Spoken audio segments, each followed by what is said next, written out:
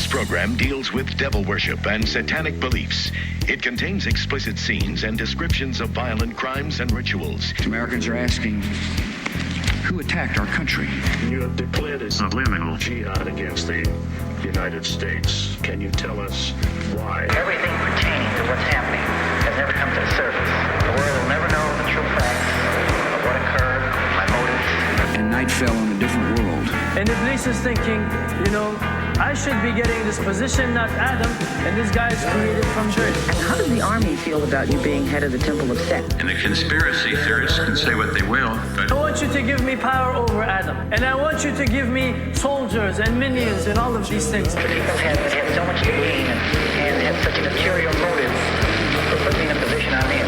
We'll never let the true facts come above board to the world. And I want you to be able to give me the ability to whisper into the hearts of mankind. And who was the grotto leader? Don't remember his name. You don't remember the name of a person who involved you in murder? Now these people are in very high positions,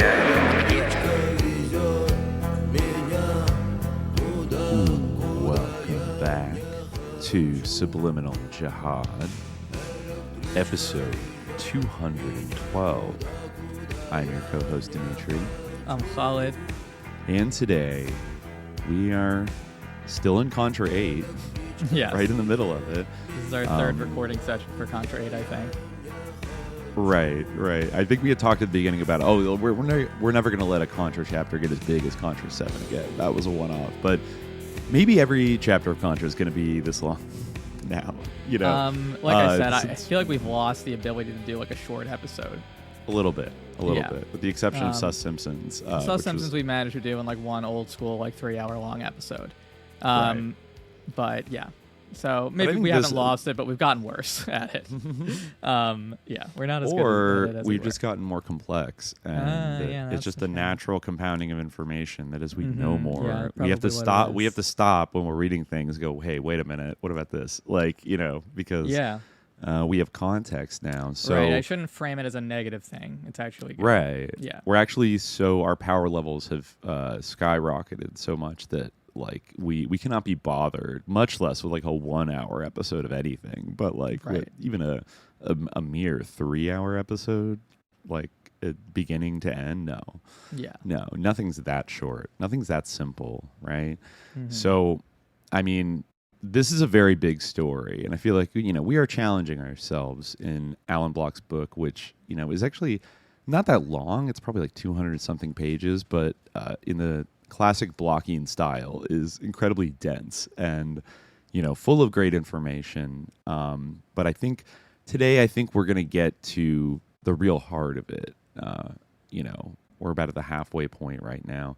And maybe just jump in, because, we've been tracking as kind of our main character in Contra 8, the mysterious Bruce Rappaport. But so far, we're seeing like a different perspective of a lot of the Contra greatest hits that we've covered in previous chapters.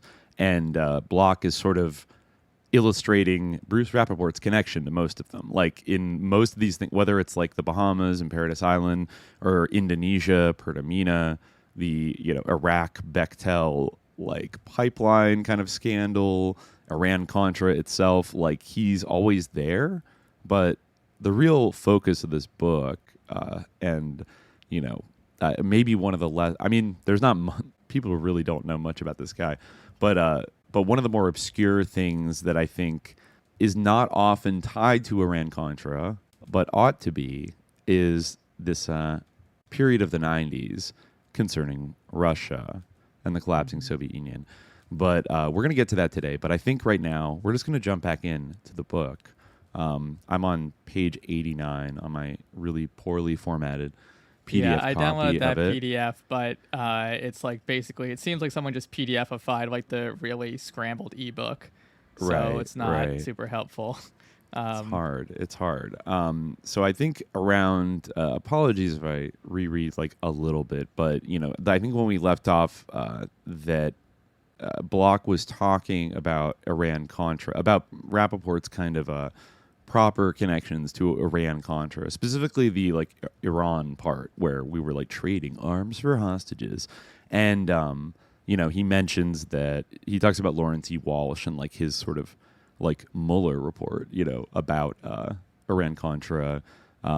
He mentions that supplying Iran was a joint effort between Israel and the United States, which is interesting, right? Considering what's going on today.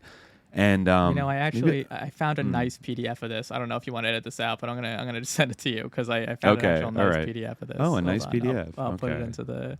It's not like what we were looking at. You before. put it in the workflow. I'll or put it in the chat, I think, or if I can. No, I guess I have to put it in the workflow, but I don't know where I downloaded it from. I just want to upload it. I found it on my computer, but I must have downloaded it last time and forgotten about it. Cool. Yeah. Well, I guess since I have this up, I'll just start reading because we get another big hit of names. He mentions that Block clarifies that, Contra, a lot of the official reports and histories about it, that the U.S. sale of weapons to Iran was assuredly begun prior to the taking of hostages in Lebanon. And, I think going way back to Contra 1, like that was sort of the main point of that episode, was that actually the sort of secret collaborations between the Reagan-Bush administration and Bill Casey and people in that orbit and the new Iranian revolutionary government went back to perhaps, even before the 1980 election and might have had a role in tipping it to Reagan, right? Because that was it was the original, presidency for hostages for it was kind of an arms for hostages deal because basically, allegedly, the promise made by Reagan's team was, if you wait to release the hostages until after the election, which will allow Reagan to win, then we will secretly give you military, we'll sell you weapons afterwards. Like, we'll find a way to get you weapons. So I'm pretty convinced that something like that did happen. There were a lot of people that, came out and talked about it, as much as George Bush tried to deny it. But anyways, so Block makes that point. He also says that American companies were, he says that there's some intimation of this pre-existing relationship in a Congressional Research Service paper written by Richard M. Preece in January 1984. Preece noted that by 1983, a considerable illicit traffic in U.S. arms to Iran had developed. American companies were using South Korea and Israel as cutouts for both new weapons and spare parts sent to Iran. This was certainly common knowledge in the region, for Preece wrote that Iraqi officials were disturbed by this traffic and angered that Washington had done nothing about it. In March 1984, he noted, the State Department gave Richard Fairbanks, ambassador at large, the job of pressuring Israel and the, quote, friendly Asian states to cease and desist. But while there may have been some arms traffickers in Western Europe making their own deals, maybe Gerhard Mertens, there was little doubt that many of the transactions in which American firms were using Israel, South Korea, and other nations to mask their sales were known and approved by U.S. intelligence and the Reagan administration. In the main, this was neither an illicit nor an illegal traffic, simply a very well-hidden one. Right. So, there were no rogues in this game. This was signed off on. So, the next section here is interesting. It's titled The Brunei Money. Who had it? Where did it go? Yeah. He says, in the netherworld of Iran-Contra, Rappaport's name has hardly been mentioned. Poor Southeast Asia, I just want to say. I know, right? They just have completely gotten, screwed in all of this. It's really something that, people should appreciate more, I feel like. The systematic screwing over of Southeast Asia is, something that isn't, factored in enough in the sort of picture of Iran-Contra or in the 20th century in general. And I definitely appreciate these researchers for shining a light on it because it's an important thing. You would be, I think besides maybe sometimes Ferdinand Marcos in the Philippines might come up in kind of Iran-Contra discourse, but in general, I think zooming out and looking at this large view of Indochina and all of Southeast Asia, because a lot of this was happening on overlapping times, like the Vietnam War, the bombing of Laos and Cambodia, the genocide in Indonesia. These were all happening in the same decade, exactly. pretty much. So, and it's crazy because the sort of Indonesian Malay world, the sort of what's sometimes called the Malay world, that was up until really until the 19th century was a huge economic like power in a way, like those countries. Under like colonialism, like they started to kind of like obviously I mean, there's a reason why their exploitation was sought like in the first place. But yeah, this is kind of the the desserts of that, or the results, the aftermath of what happened like in the colonial period. But yeah, that's something to maybe get into one day. But anyway, sorry, I know we want to. As he says, a very well hidden enterprise, right? Yeah. So yeah, going on here about the Brunei money, who had it, where did it go? He says, in the netherworld of Iran-Contra, Rappaport's name has hardly been mentioned. Lawrence Walsh's final report on the matter barely discusses him. His name only appears in perhaps 2 paragraphs and a footnote or 2 in a very small section of Chapter 14, entitled Other Money Matters, Travelers' Checks and Cash Transactions, under the subheading Third Country Funding and the Missing Brunei Funds. This concerned $10 million allegedly donated by the Sultan of Brunei to the cause. Elliot Abrams, the Assistant Secretary of State, subbing for his boss, George Shultz, made the pitch to a, quote, Bruneian official at a meeting in London in 1986. Here's the, quote, official version. Oliver North gave Abrams a bank account number in the Credit Suisse Bank, Geneva. The account was in the name of Lake Resources, under the control of retired General Richard V. Secord, former CIA officer Thomas G. Kleins, and Albert Hakim, who ran Oliver North's, quote, European operation for Nicaraguan resistance, the Contra side. Supposedly, however, North's secretary transposed 2 numbers. The account number was 386-430-221, but she wrote 368, etc. Late in 1989, independent counsel Walsh learned the money might have gone to a Rappaport account in Credit Suisse. Walsh described Rappaport as, quote, a Swiss businessman with ties to certain individuals involved in the Iran-Contra affair. So there we go, connection to Secord and Albert Hakim and this whole thing. Several months earlier, however, Rappaport's lawyers had pressured Credit Suisse, which then delivered a letter stating that Rappaport was not the recipient of the funds. That would mean, of course, that Rappaport either suspected someone might tell Walsh he had the Brunei money, or was ensuring that, in case Walsh found reasons to believe that he did, he would be prepared. Walsh did question Rappaport in October 1990 after granting him immunity. Rappaport told him he had absolutely nothing to do with the account and nothing to do with the Brunei money.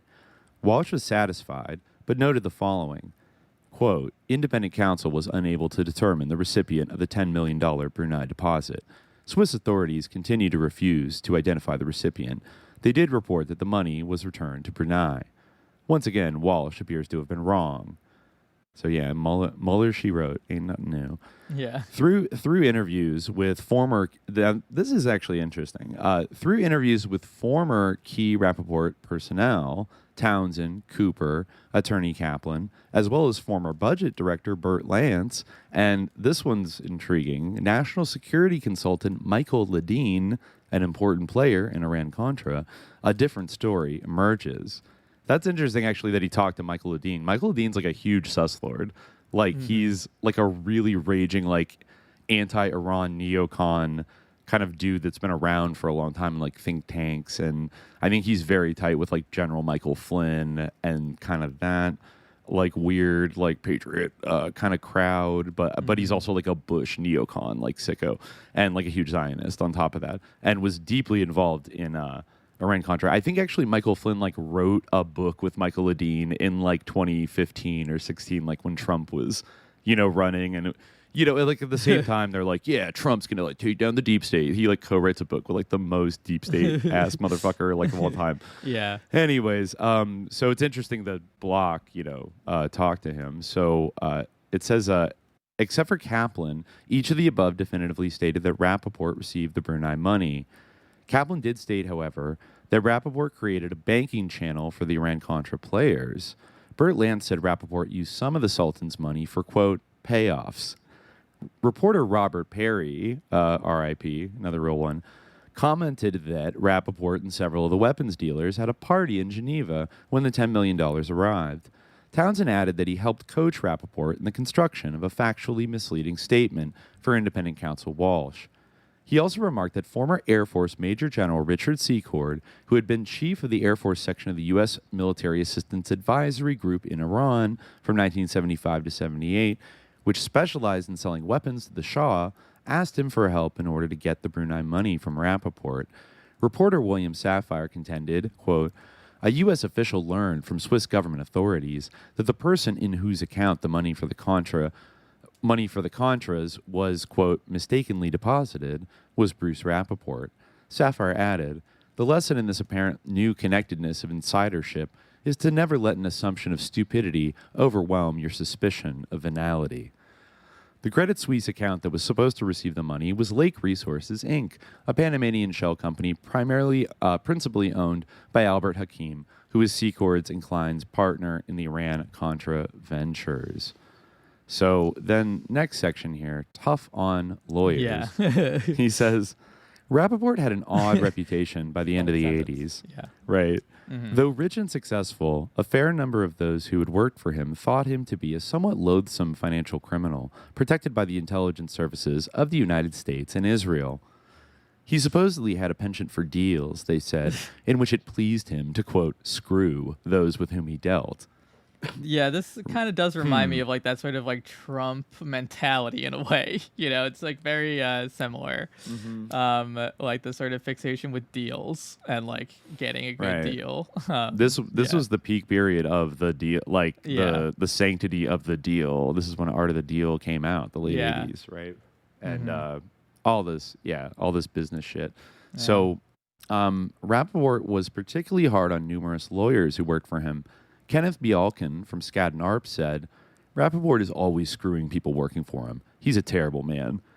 Jay Kaplan was another victim. His case, the most egregious example of Rappaport's penchant for refusing to pay his attorneys, concerned Kaplan's representation, I did want to bring this up, of Rappaport's Maritime International Nominees Establishment, or MINE. Okay, you ready for this? Yeah. I think I might have talked about this MINE in the recent past. Okay, so this company, MINE, was a Liechtenstein, quote, establishment that had neither liquid assets nor other corporate property, nor did it maintain separate books and records, although it was the, quote, sole owner of MINE Liberia. The affair began in 1977 when Rappaport asked Kaplan to work for him on a dispute over a bauxite deal between the Republic of Guinea and MINE. Kaplan worked for approximately 15 years on this case and won $12 million before the International Center for the Settlement of Investment Disputes in Washington, D.C. The award was challenged and upheld, though the, quote, calculation of damages was set aside, destined for another hearing. By this time, Rappaport owed a substantial amount to Kaplan and his firm, so he decided to change the agreement. Instead of, quote, time charges, Rappaport offered Kaplan a fixed percentage fee of 8% of recovery. Following extensive negotiations, Kaplan agreed. Rappaport then personally negotiated a settlement directly with Guinea, under which a sum of $5 million was paid to MINE. Kaplan got nothing at all. There were many others who shared a similar rotten experience, though none lasting quite so long. Now, I think I brought up this MINE that bordered Guinea and Liberia in Demon Forces 5. I forget if it was either in part 1 or part 2, maybe in the part where I was talking about the rise of shadow economies. And there was a long-running, I think it's bauxite, right? I always get that, bauxite, what they were mining for. Yeah, I'm not like a mineral expert, but some usually of those, how those names end with site. Yeah, well, bauxite. Okay. So, if I do recall correctly, one of the books I was reading about Liberia in the late 80s was talking about this bauxite deal. There was a huge... that this actually might have been there might have been multiple mines on the borderlands between Liberia and Guinea, though I do remember one in particular had a lot of investment from, I think, West German companies and maybe a Swedish company as well that, in fact, I think, oh my God, see, this is where, the swirl of Susslords gets like almost too much to recall. But I feel like maybe even Electrolux, the company originally founded by Axel Wenner-Gren, might have been involved in one of these mining projects. And I think there was a lot of intrigue around building a railway that would like basically take, whatever they were mining like to the ocean for export. So there were these kind of mining deals going on. This is the 1970s actually, when Sekou Touré was in power in Guinea and William Tolbert was still in power in Liberia. But here we see Rappaport all up in the mix in, mining ownership intrigues. And of course, we know that like Sekou Touré was, a Pan-African socialist, so somebody that certainly the U.S. would want to keep an eye on during the Cold War, and et cetera, et cetera. So anyways, this is really about how he screwed over his lawyers, but that part of it's more interesting to me. Okay, so that ends part one. Then we go into part two of the book. I really like the quote. I don't know exactly what book it's from, but the quote that he opens part two with, I think, is very evocative. It's from Charlotte Hobson. I guess the book is called Peter Truth.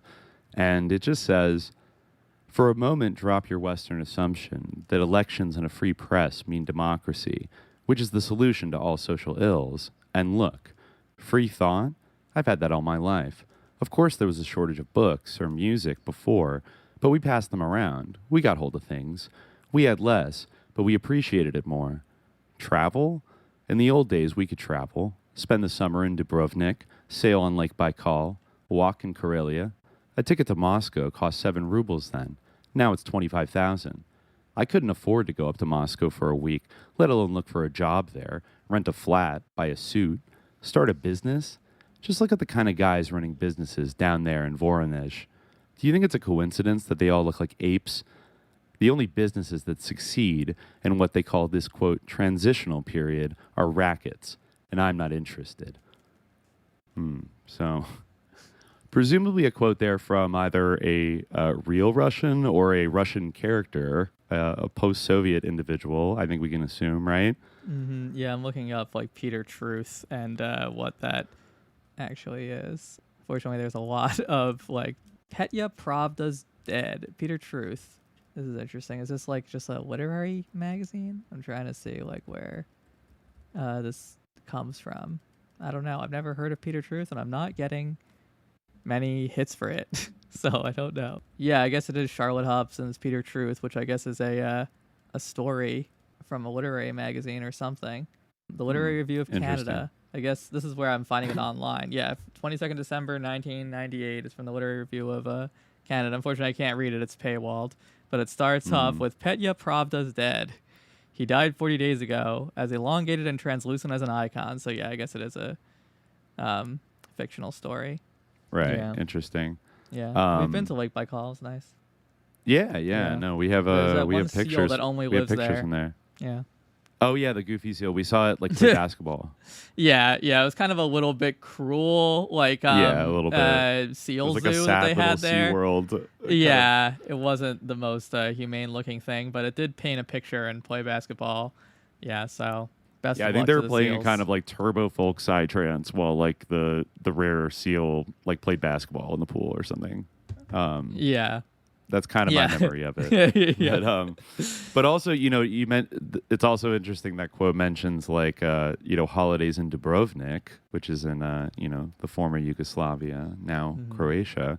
But because people in the Eastern Bloc, lest we forget, could travel to cool places and go on cool vacations because they controlled like half the world, back then, right? Mm-hmm. Like it's weird to think that like, oh yeah, like that people in the Soviet Union like never traveled. Like sure, like maybe they didn't travel as much as like Western Europeans and Americans, but within the bloc countries, like there was actually quite a lot to see, right? And in kind of like non-aligned third countries, like say Yugoslavia, like if you're Soviet, you could go vacation there, right? And vice versa. Yeah. So but then all that came to an end in the 1990s. So from this point on in the book, Block pivots to talking about the relationship between Rappaport and that most august institution, the Bank of New York, right? Founded by Alexander Hamilton himself. Though I think to fact check the first episode, I was reading something else that they're claimed to be the oldest bank in the United States or the oldest continuous bank in the U.S. is actually kind of false. Interesting. Because I think there are two banks there's a bank in Philadelphia and a bank in Boston that predated them.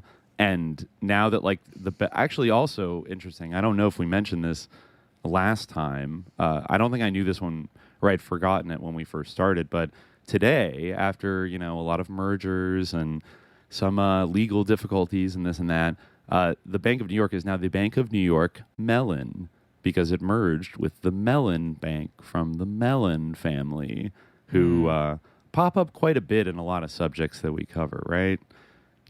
Everything from Billy Mellon Hitchcock to UAP whistleblower Christopher Mellon, who's totally going to tell us about not tell us about Dogman, but tell us about the UAPs and all this shit. Yeah. So they're Peggy Mellon Hitchcock, the psychedelic thing, all that kind of shit. So yeah, that's what it is today. But, back, we're going to go back before that when it was just a humble, respectable institution in the 80s. So Block writes, this is chapter 6, The Bank of New York and Rappaport, together at last. First part, making the deal. So he writes, the origins of the partnership between the Bank of New York and Rappaport's Inter-Maritime Bank go back to summer 1981 when Rappaport bought 380,001 shares of the Bank of New York company for approximately $12 million.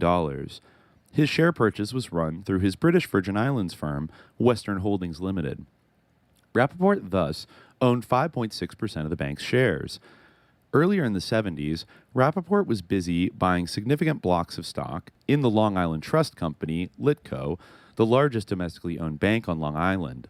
As mentioned in Chapter 2, Rappaport's close friend and golfing partner, Bill Casey, and I don't know if this is a formatting error, but he puts in parentheses, William A. Casey, director of CIA. I just want to fact check that too, because he kept mentioning a William A. Casey, and I was like, that must be he mentioned him as a judge, and he's like, oh, that must be a different William Casey than William J. Casey. Who is William A. Casey? But then I looked it up again, and the director of CIA, Bill Casey, is William J. Casey, so that's a typo. So, but it's such a big typo. A and J are almost on opposite sides of the keyboard.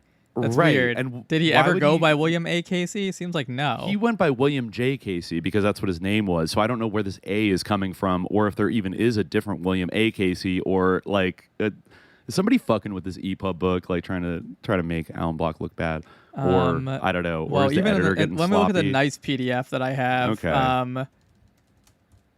Because it's starting to piss me off, all this William A. Casey nonsense. There's just say Bill Casey. I don't know. Yeah, unfortunately, it's for whatever reason hard to search on preview. I'm running into all these annoying problems, but right. Yeah, he says William A. Casey even in this nice printed one. So, so I guess that's a legit thing. Yeah, I don't know or a what legit he was typo thinking of. On Block. Well, William even A. Casey, our heroes, yeah, aren't perfect. William Austin Casey was a someone, but not it's kind of a common Irish Yeah. name of the early 20th century. It's pretty basic, but anyways, Yeah. So we are talking about Bill Casey, William J. Casey, the director of the CIA, his close friend and golfing partner. Bill Casey was a LITCO director. The LITCO shares would turn out to be of some importance. It's weird in his to make Bank that of New York mistake partnership. Twice. That's what I'm saying. It's, and I feel like the other time he didn't identify him as CIA director. He said oh, Judge William Casey. Okay. Anyways, yeah, we don't want to do that. I was thinking I might have to go back every episode. Have I been getting it wrong this whole time? That it's actually William A. Casey.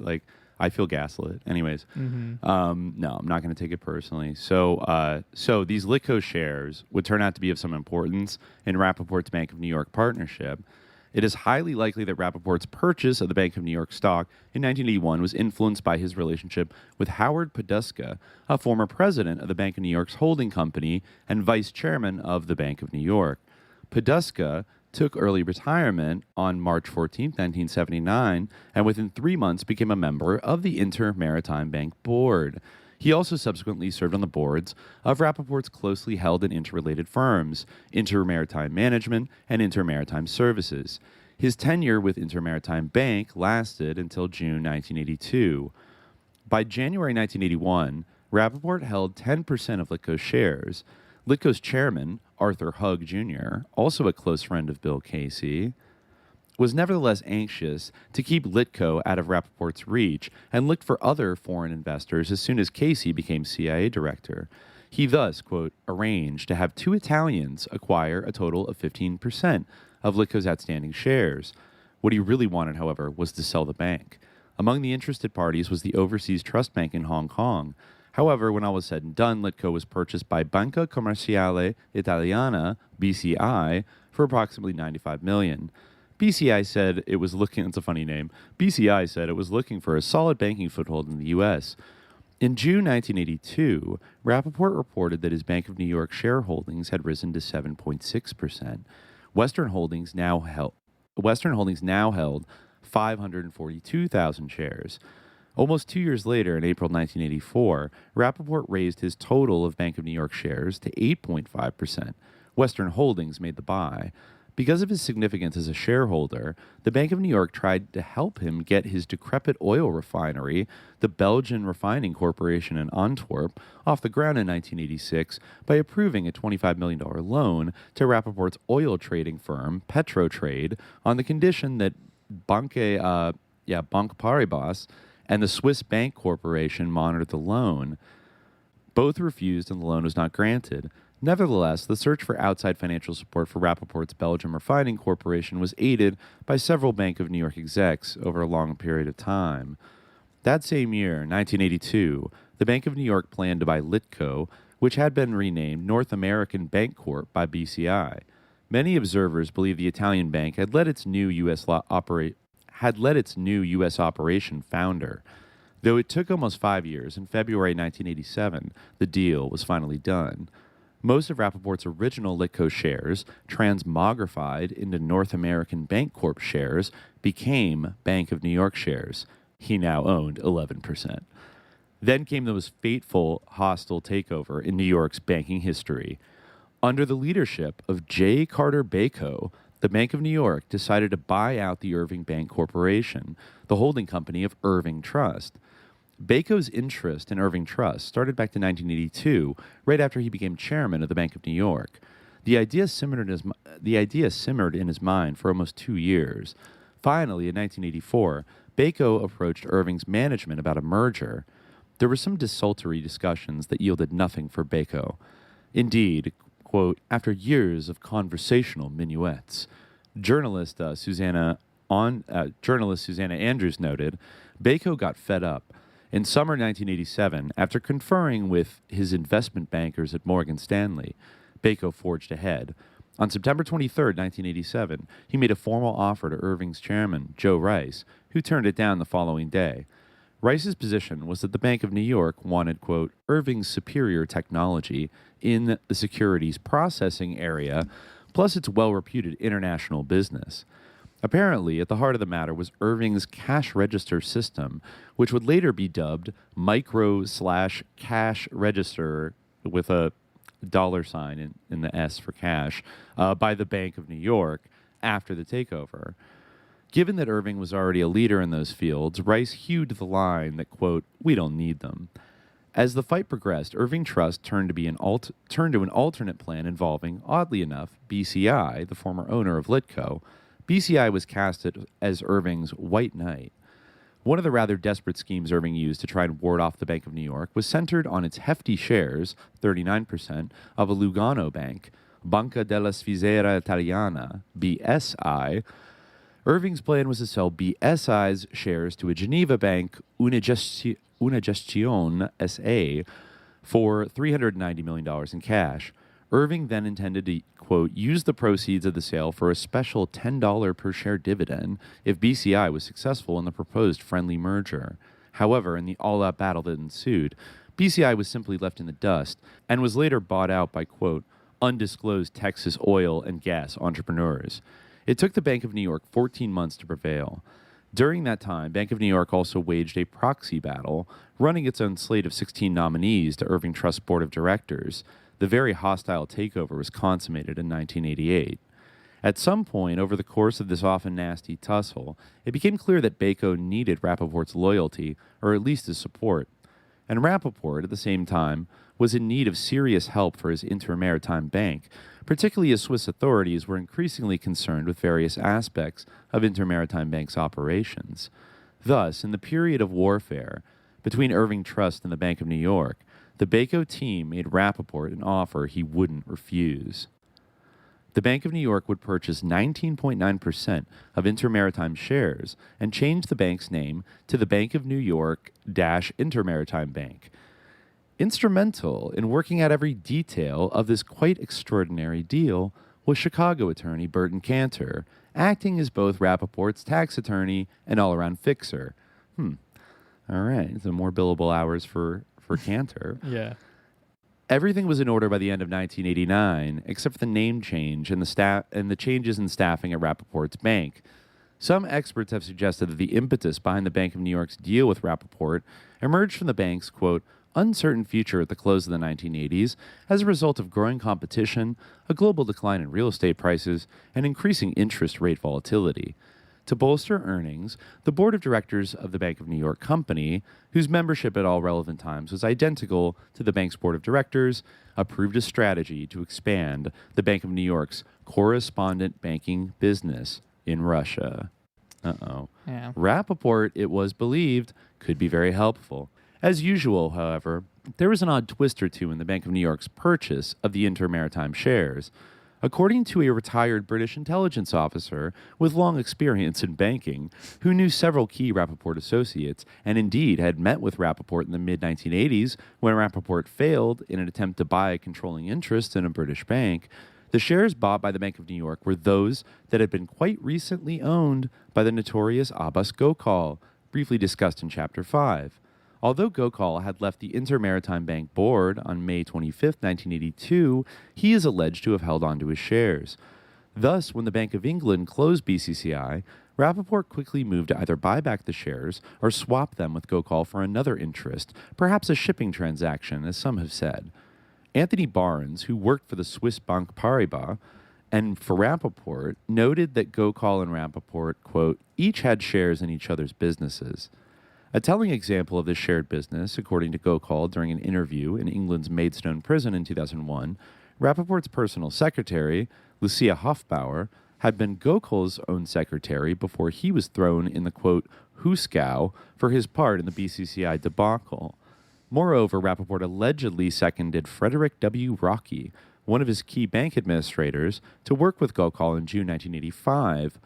Rocky had been the head of the Swiss branch. Oh, interesting. Rocky had been the head of the Swiss branch of the First National Bank of Chicago and became a director of Inter-Maritime Bank on July 10, 1978. Rappaport's anxiety was no doubt stirred by the thought that the BCCI liquidators might find 19.9% of Inter-Maritime shares in the hands of Gokal. Okay. So, next part here, consummation and problems. On March 6, 1990, at an extraordinary general meeting of Inter-Maritime Bank, Rappaport proposed that representatives of the Bank of New York be appointed to 2 of the 5 seats on the board of Inter-Maritime Bank. The personnel changes were confirmed in April 1990. The Bank of New York's choices were Dino D. Papageorge and Jeffrey W. Bennett. Papageorge was born in Winnipeg, Canada, and migrated to the United States in 1968. He ultimately became the bank's chief financial officer and a senior officer of the Bank of New York Company. Bennett joined the Bank of New York in 1966 and held a variety of positions, including head of personnel division and general manager of the bank's London office. In 1982, he was elected a senior vice president. At the same time that Bennett was placed on the board, he also became a director of the Bank of New York Capital Markets Limited, London, a Bank of New York subsidiary. He was also the senior vice president of the Bank of New York's branch in London, established in 1967. And finally, Bennett was the head of the Europe Group within the Bank of New York's international banking sector. Also joining the new advisory board at the time was Nello Cedillo, the former president of the Swiss Confederation. Now he says, this may have all looked good, But what precisely was the Bank of New York's new conjoined entity? An operations survey carried out by D.G. Gilbert, reporting to Chairman Bacot, determined that Inter-Maritime Bank was a mess, and this was obviously known by Swiss authorities and a generation or two of IMB bank officers.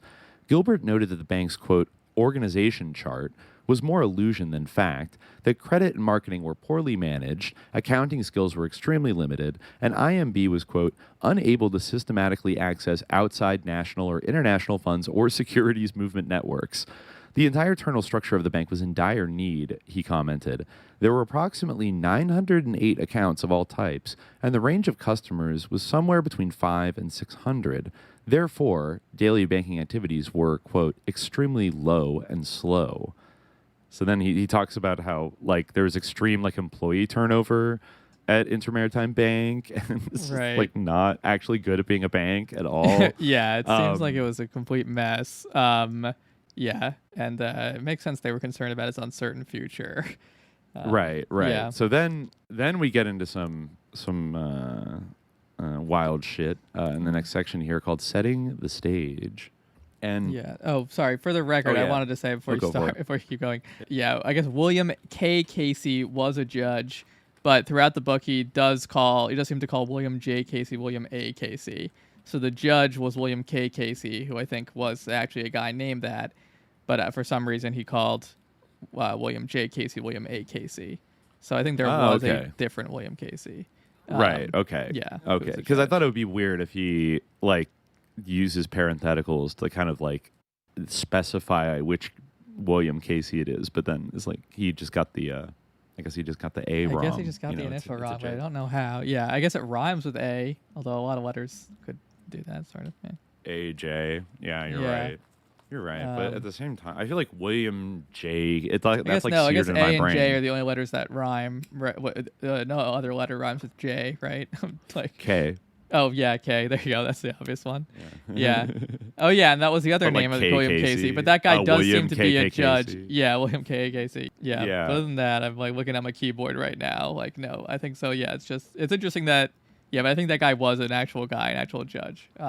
Whereas William A. Casey is like some kind of typo or mistake or phonetic mistake. I don't know. Right. Yeah. Who knows? But we really start cooking here in the next section called Setting the Stage. We start talking about Russia, right? Mm-hmm. So Block goes on. Through the Bank of New York's contacts with its new Geneva entity, it was able to establish significant relationships with Russian businesses, which would later prove important, if not crucial, to the expansion of its Russian correspondent banking business and ultimately lead to the scandal of 1999. It should be noted that Russian banks are really a generic term standing for banks in all the territory of the former Soviet Union and the Eastern Bloc nations, such as Poland, Hungary, Romania, et al. From the outset, therefore, the extent of Rappaport's reach and the nature of the access he provided were critical, according to Bank of New York internal memoranda.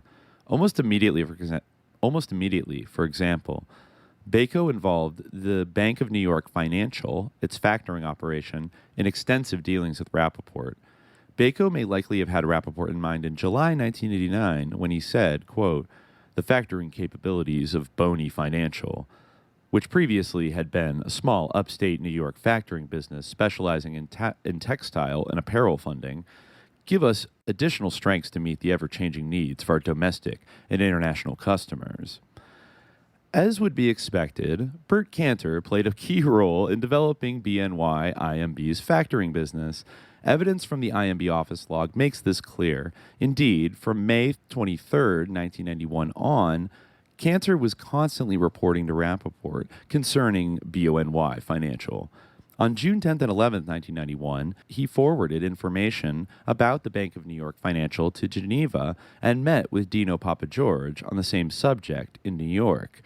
A couple of weeks later, Kanter sent another BONY Financial message. He did the same on August 19th, 1991, January 12th, 1992, and January 15th, 1992. Joseph A. Grimaldi, a senior executive vice president of the Bank of New York Factoring and Commercial Finance, echoed this statement in late 1992 when he was quoted stating that, quote, growth in the factoring business will have to come from beyond U.S. borders. and that the Bank of New York was looking for, quote, joint ventures in foreign lands. Rappaport was already there and doing exactly that. Yikes. So once again, they're really gearing up, you can see here, between like 1989 and 1991, right? Mm-hmm. All these guys are zeroing in on the next great profit opportunity, correspondent business with Russia and their quote-unquote banks. So the next section here gets into that. It's called Joint Ventures in the Soviet Union. Right. Yeah. And so there's actually a lot, like, I think it probably doesn't surprise anybody to know that, you know, Western banks and corporate interests like swarmed into Russia in the early 90s, right? Like after the Soviet Union formally collapsed and disintegrated.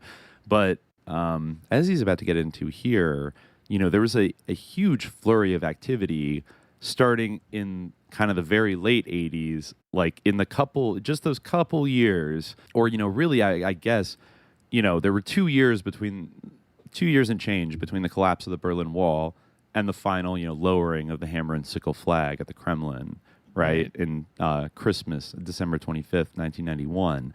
And there was a lot going on. And if you remember from the BCCI Contra episode, Heinrich, who may have been Gerhard Mertens, was, remember when he went on his, like, spy mission to, like, photograph a bunch of, like, top secret documents that were, like, allegedly from BCCI, like, right before the August coup? Yes. In 1991, like, and he just walked in there, like, very fucking sus. But it's like that kind of those kind of shenanigans were going on all over the place. Like, weirdos were just, like, popping into the Soviet Union and making deals, right? Even though the whole thing had not actually fallen apart yet. So, Block writes that as soon as the Bank of New York Inter-Maritime bank deal was consummated in 1989, Rappaport turned to the Soviet Union with an eye toward joint ventures.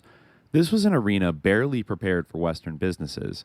It was only in January 1987 that the Soviet Union devised legislation for such deals, and though, quote, growth has been geometric, very few are yet in operation.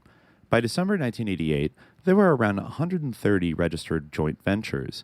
West Germany had the largest number, followed by Finland, Austria, the United States, and Italy. But there were, quote, no more than 20 in operation, and they are as yet having no appreciable effect on either the Soviet economy or trade figures or Western exports. Nevertheless, Rappaport was eager to move ahead. Given his penchant for going directly to the most important politicians, Rappaport enthusiastically set up a meeting in August 1990 with the Soviet Union's president, Mikhail Gorbachev, and Prime Minister, Nikolai Rizkov. He asked for the support of joint shipbuilding and export ventures. 3 months later, the USSR Council of Ministers, at the apex of the Soviet administrative hierarchy, agreed. There were at least 3 joint ventures Rappaport had in mind, and in 2 of the 3 there would be a Swiss entity as well as a Soviet one, and perhaps 1 or 2 others in bank secrecy locations such as Bermuda. So now he's going to talk about Pseudo-Promimpex. That's one of these companies. The first joint venture was between Inter-Maritime Management and Pseudo-Export, the all-union self-supporting foreign economical trade association, which was the largest ship export company in the USSR. Viktor Chuganov was the deputy general director, and Oleg Begov, the marketing manager.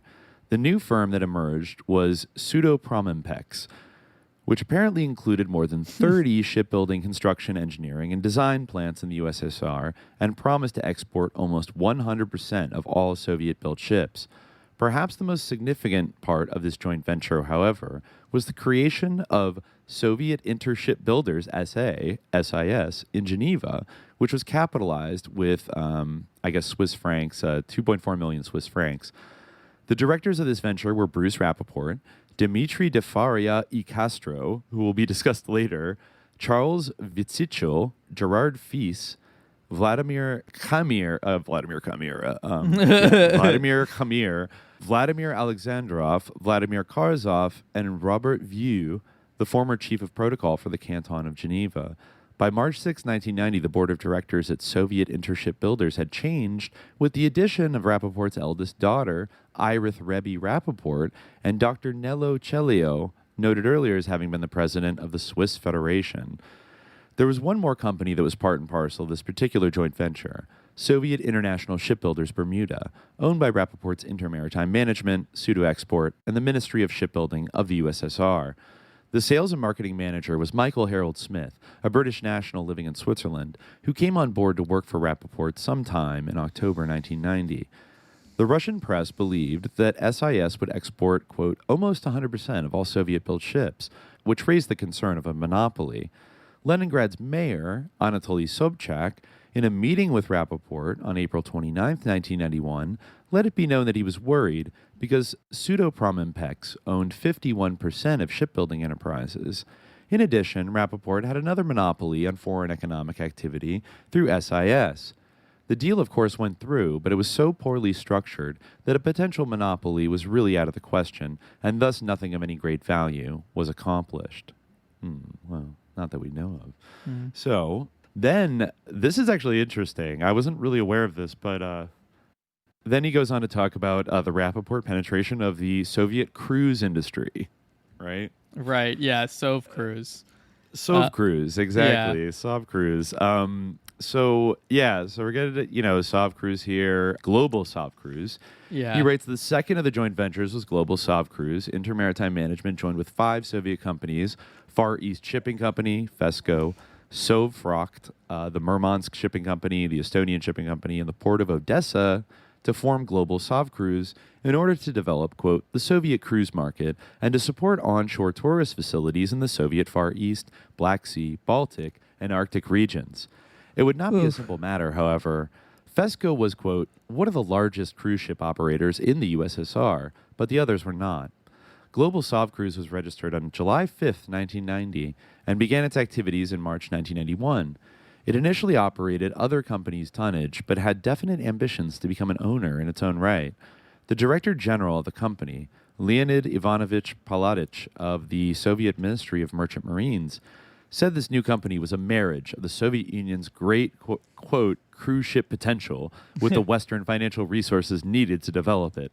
He also enigmatically noted that, quote, every soldier carries the epaulets of a general in his sack. Yeah, I love that quote. That's awesome. Interesting. Yeah, so I mean, that it's so weird reading kind of like these like PR statements in this period where people are talking about like opening up the Soviet Union to capitalism, but they're still using like the adjective Soviet for everything. Yeah. Of like, yeah, we're gonna like, bring tourists to the Soviet Far East and have these like luxury cruises for like Soviet people to go, the Soviet cruise market. Like just the term Soviet cruise market is like kind of funny. But of course, that does go to show that like it, even I think relatively later in the game, I mean, I think there's a lot of like the West being like, yeah, you're still the Soviet Union, don't worry, just like, come on, let us in, and then the knife, in the back happens. But I think there was this weird time in the Soviet Union where it's so hard for me to think of like the USSR like government being like encountering like Bruce Rappaport and being like, oh word, like let's do business with this guy. Like this guy who's been dedicated to like destroying communism, basically in your country for like the last like 50 years and is like the most evil capitalist ever. Just, like I said, not vigilant enough. They got caught slipping. Yes. Or this is a vehicle for bribing a massive number of the people like within the so-called nomenclatura or the administrative state, right? I mean, he makes sure to show them, look at these shell companies we can set up in Bermuda, and it's like he is like the vessel of Shaitan whispering into the hearts of like, Leonid Ivanovich Paladich and like all these other people and saying like, come on, like, don't you carry the epaulets of a general in your sack? Come on. Like, don't you want to be a general? Don't you want to be a big guy? Yeah, exactly. Very, very sinister. So I guess the Global Sov Cruise CEO was Donald L. Caldera, a Rappaport friend who had been the chairman and CEO of Norex America, formerly known as the Bermuda Star Lines. Bermuda, of course, was where much of Rappaport's money was stashed. James S. Goodner, who's a professor, an adjunct professor of international marketing and international business at Jersey City State College, was one of the consultants, and Burt Kanter, naturally enough, kept tabs on various aspects of the deal. So, okay, Burt Kanter is also, now we're talking about Burt Kanter, monitoring a lot of these Soviet deals, right? And given his CIA past, very interesting. So let's go. Let's keep going here. The legal firms that worked with Rappaport on the project included Baker and McKenzie, the second Western law firm to operate within the Soviet Union. Heading the Moscow-based firm was Paul Melling, a Russian-speaking British lawyer who had earlier been with Baker and McKenzie's Chicago office. The law firm of Werner, Liepfert, Bernhard, McPherson, and Hand was also involved. Hand, like a Nugan Hand, maybe? No, that guy, I forget if that was the guy who got disappeared and ran away or got assassinated by like an MKTI, the Nugan Hand Bank. But anyways, one of it, Francis John Nugan committed suicide. Well, allegedly. Allegedly, did they ever find the body? I mean, right, and or did he disappear? News stories suggested the bank had been involved in illegal activities, including drug smuggling, arranging weapons deals, and providing a front for the United States Central Intelligence Agency. Speculation grew when it became known that the bank had employed a number of retired United States military intelligence officers, including former CIA director William Colby. Right. So while Casey was doing dancing it up with that was another. They love honestly, it. Nugan Hand was. A lot of people have kind of theorized that or speculated that Nugan Hand sort of took over the operations the Castle Bank was doing after it had to kind of break up in the late 70s. It switched over to Nugan Hand, and then that was based out of Australia, so another Southeast Asia kind of base of operations, and then. That had a different ex-CI director kind of involved with it, Colby, and then that kind of collapsed and in a way kind of got probably those operations got taken over by the whole Iran-Contra apparatus, in the 80s, basically. But I think it was Hand that a schizo TI lady wandered into his office in New York and shot him dead. And thought she was hearing voices and that she was programmed to kill. Very parallax view, very PTK, weird ass vibes. Anyways, so there was this other firm was very involved. Especially attentive was attorney Burl Bernhard, who wrote to Rappaport concerning Global Sov Cruise in January 1992, and 4 months later regarding Global Sov Cruise and Bankers Trust. In June 1992, Bernhard added International Investments Moscow in his next message on Global Sov Cruise and Bankers Trust. There are many other communications between this firm and Rappaport, blah, blah, blah, during this period. And he stresses again one other matter. Bernhard was in fairly constant communication with Burt Kanter and Susan Wilson, the former Bermuda bank regulator and director and trustee of Swiss American, proving once again if proof were still needed, that Rappaport's control of the Swiss-American banks never diminished, and high-priced, well-connected American lawyers were hip-deep in his countless shenanigans. All right. Point noted, Mr. Dr. Block. So he says, so more and more people are getting in. There are countless deals and ways to make money. But this Global Sov Cruise thing was actually not a moneymaker. In fact, of the 3 projects that Global Sov Cruise had on its agenda in 1991, the construction of a passenger terminal in the Odessa port, costing $25 to $30 million, the refurbishing of a hotel in Vladivostok at a cost of $8 million, and the re-equipping of the ship Nikolaevsk in Kamchatka, none were in progress. So then another deal. Now there's just so many deals to basically rip apart the Soviet economy and liquidate it. So the Leningrad International Terminal, the outmoded Leningrad shipyards were the venue for the third major joint venture. The idea was to build a new container port. The partners were Inter-Maritime Management and the St. Petersburg Seaport Company.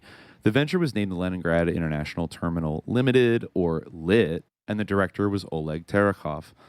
In addition to IMM, Rappaport also insinuated his company, Inter-Maritime Far East Asia, into the deal in some fashion or another. In June 1991, Rappaport made, quote, an equity investment in LIT, but it was hardly sufficient to move the project ahead. It was an exceptionally dreary venture. There are many communiques between the principals, but little solid evidence of accomplishment. By 1995, Terekhov was the former director, although still involved in, quote, an ongoing contract dispute, which delayed the building of the container terminal, the raison d'etre of the venture. The new port director, Anatoly Bilichenko, blamed Terekov for mismanagement. In response, Terekov said the port expected IMM to put up $15 million, even though the LIT contract states that IMM will provide money only for know-how in consulting. In any case, Terekov realized early on that a $70 million investment was needed to support the port. Rappaport claimed that IMM invested around $2 million in the first 2 years. This was disputed by the Seaport Company, which held that IMM paid only $340,000, et cetera, et cetera. But interesting, he notes here that, moreover, Rappaport's primary goal seemed to be to keep away any other potential investors, figuring his exclusive contract to finance the foreign side would, in due course, be worth a great deal of money from others more inclined to actually build the terminal. In 1984, Seaport unilaterally terminated LIT because of insufficient funds. However, IMM held on, claiming its contract could not be abrogated. Finally, the anti-monopolists brought their case to the Russian Northwest Arbitration Court. In 1997, the court tossed out Rappaport's ownership rights in the terminal project, stating they were, quote, illegal, based on the anti-monopoly sections of a 1995 law on competition. Interesting. So, yeah, it seems like in a lot of cases, like, obviously, like a true capitalist, like or a true, neoliberal postmodern capitalist, like he's not even interested in building things. Like he just wants to prevent other people from getting it. And so he could like sell the rights to. It's so interesting talking about like the rights in a place like the Soviet Union when things are in such flux of like the fact that he even has the right to fucking make any claim whatsoever on this like fucking port, another project that, in another country that that does not have like profit-based investment as a rule until this exact moment. And immediately you can see Rappaport, pushing it to the hilt. So those were not like super successful first projects, but you can see him getting his claws into the Soviet, economy in various ways. And at the same time as he has built up his ownership in the Bank of New York, which is also deciding, with Rappaport's help, to get into this correspondent banking business in Russia. Because I think he mentions it later. I wish he had mentioned it like at the beginning of this chapter again, but there was like a very particular relationship with the Irving Trust and like the Soviet Union and like banks in the Soviet Union, where it was like the only bank in New York that had a correspondent relationship with Eastern Bloc like financial institutions, right? Yeah. So that actually put the Bank of New York in a very like special position early in the game, like 88, 89, to open up these and with their micro cash register like fucking payment system, like to jump into this market early.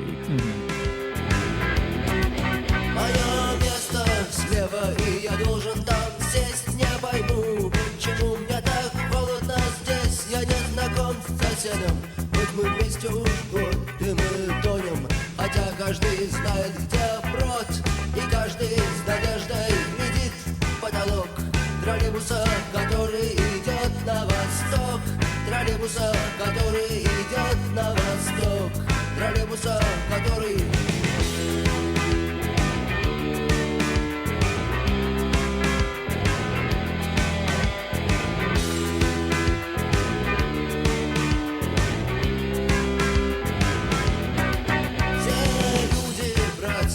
Месяц мая, вода, и мы едем. Не знаю, зачем и куда мой сосед не может. Хочет уйти, но не может уйти. Он не знает пути. И вот мы гадаем, какой может быть прок в троллейбусе, который идет на восток. В троллейбусе, который идет на восток. В троллейбусе, который...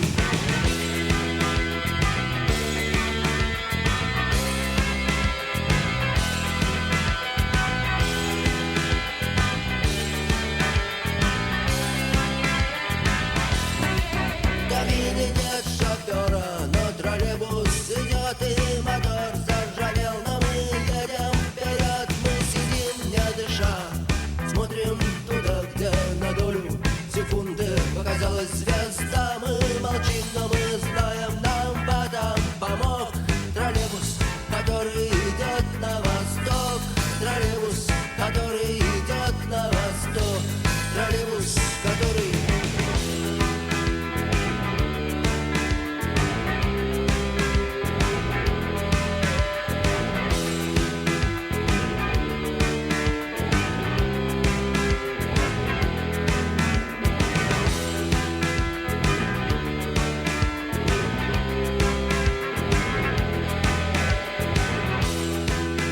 get a little bit talking about. This is where you start to really scratch your head, like from the Soviet perspective, like really you were allowed to fucking do this.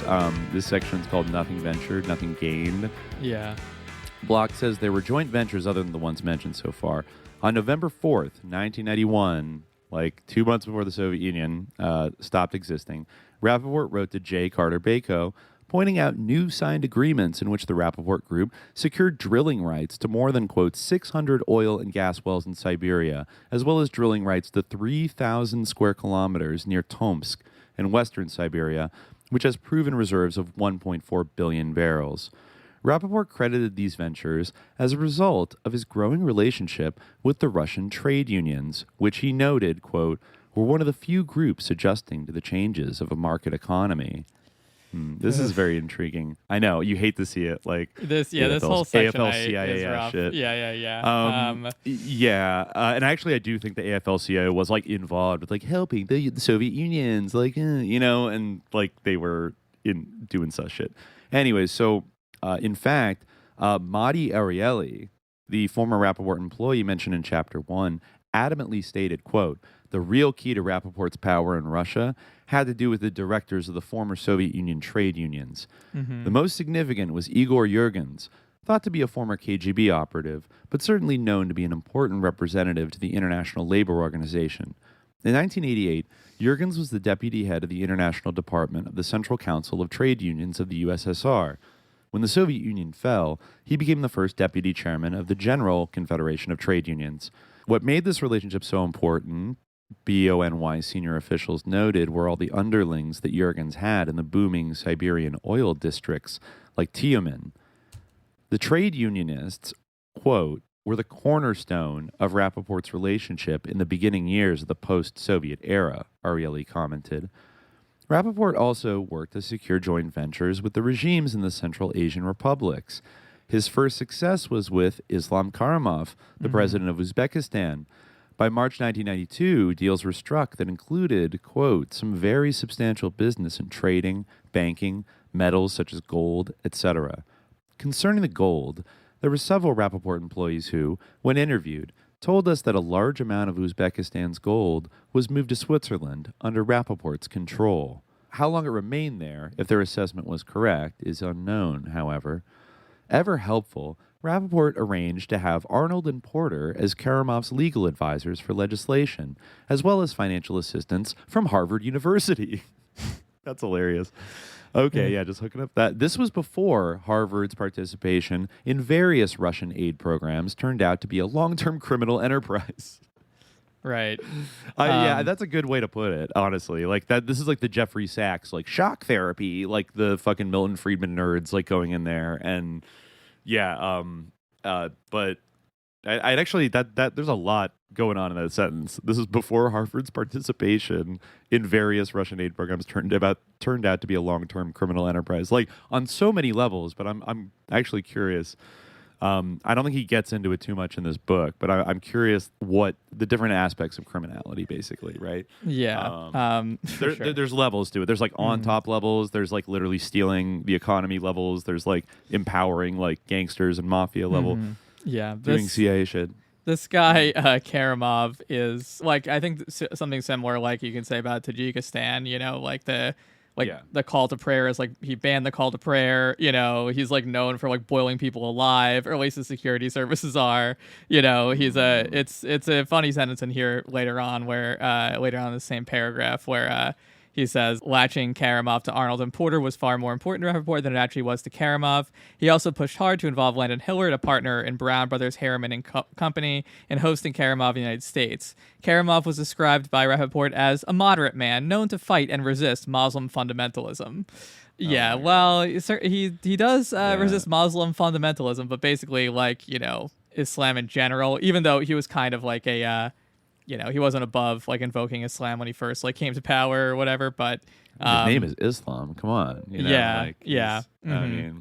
You see that with a lot of the like Nazarbayev, purged Kazakhstan Muslim leaders. Yeah, just a lot of these sus like I don't know. I wouldn't even want to call them. I think it actually in Yugoslavia, some people refer to like that type of guy as like a national communist, where like they're kind of tanky coded in the sense that like they still want like a strong security state and have some more like Soviet era kind of like laws and more like central state control of the economy, but also like they're also very not like kind of like classic socialist internationalist, like they're like national chauvinist basically, who was like who want to make like Uzbekistan great again, or like make Serbia great again, or like make Croatia great again kind of thing.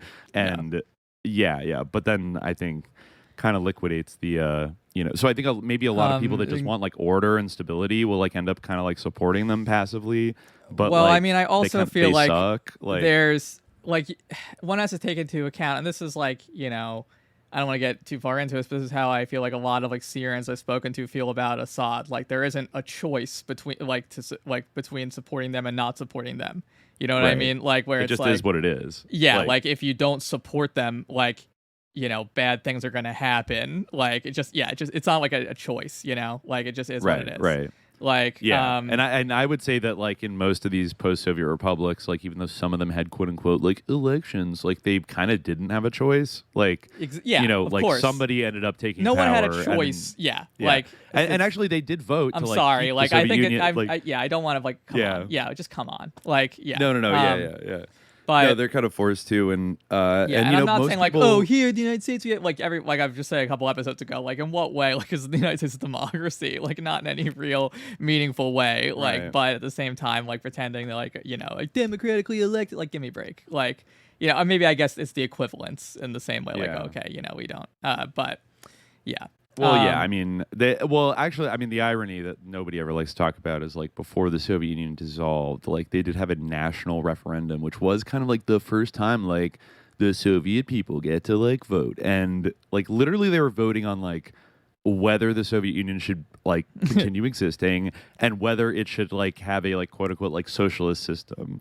And I believe on both counts, like of course like Ukraine boycotted it because Nazis, whatever, and like the Baltic states boycotted it, but like all the I believe all the Central Asian SSRs voted in it and everything, and it was like it was like in the 70s, like preserving socialism, preserving the Soviet state, and then I guess the will of the people just didn't get listened to because motherfuckers went and dissolved it anyways. So they really didn't get a choice to like switch over to these new independent countries that are run by these guys who I don't know are friends with Bruce Rappaport. I mean, it's interesting. Like it's interesting because like they were like figures in the USSR previously too. Like are figures of some significance. Yeah, but. Yeah.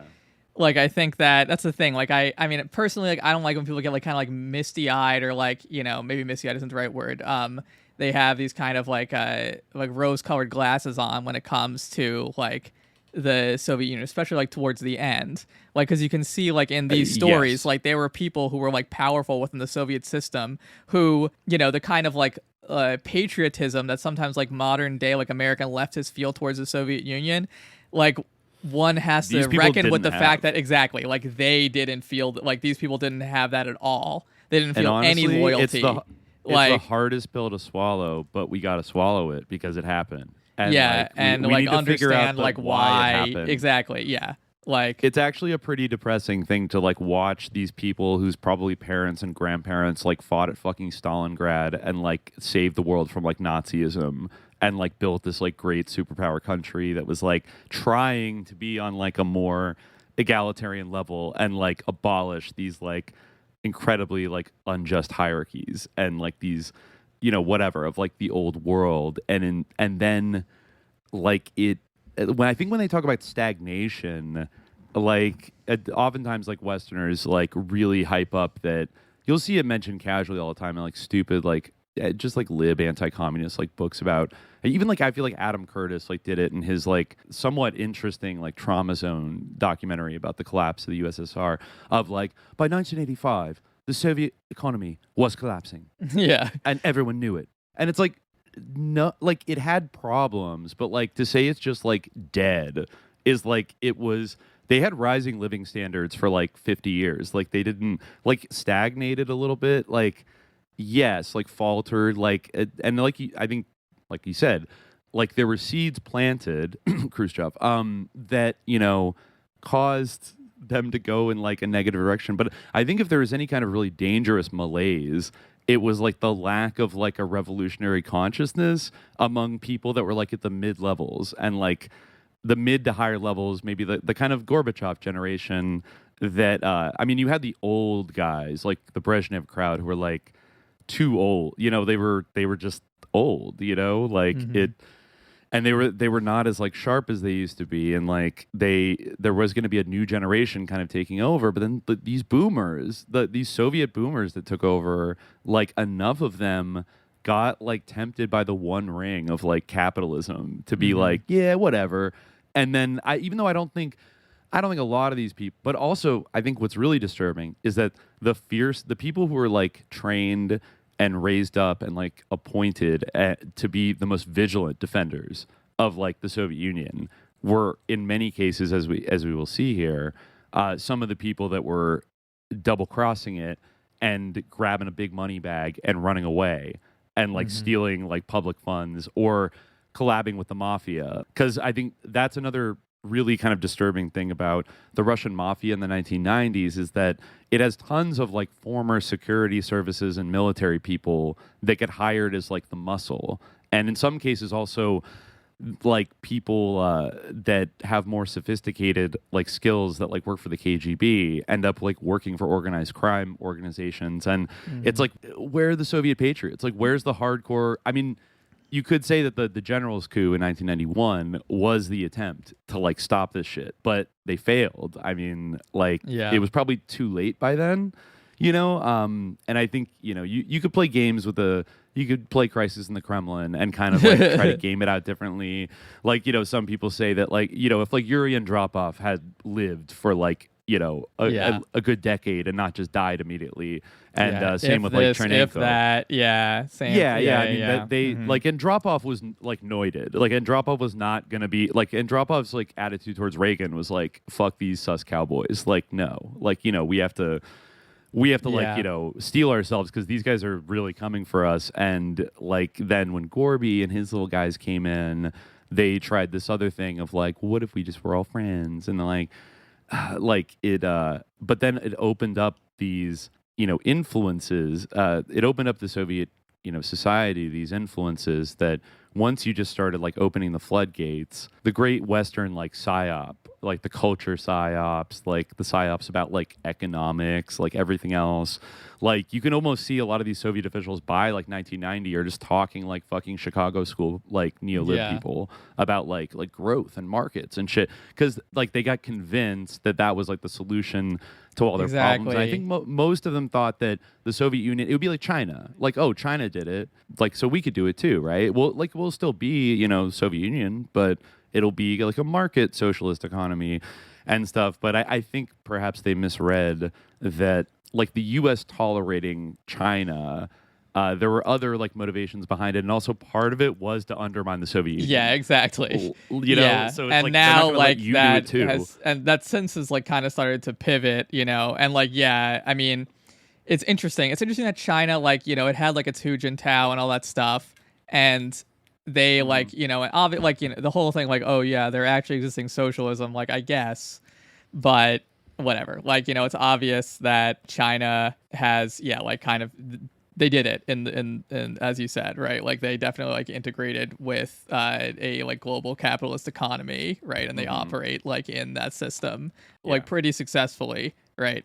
But Extremely they didn't allow themselves to be like undermined and picked apart in the same way. But part of it was strategically sort of working with the United States against the Soviet Union at that time.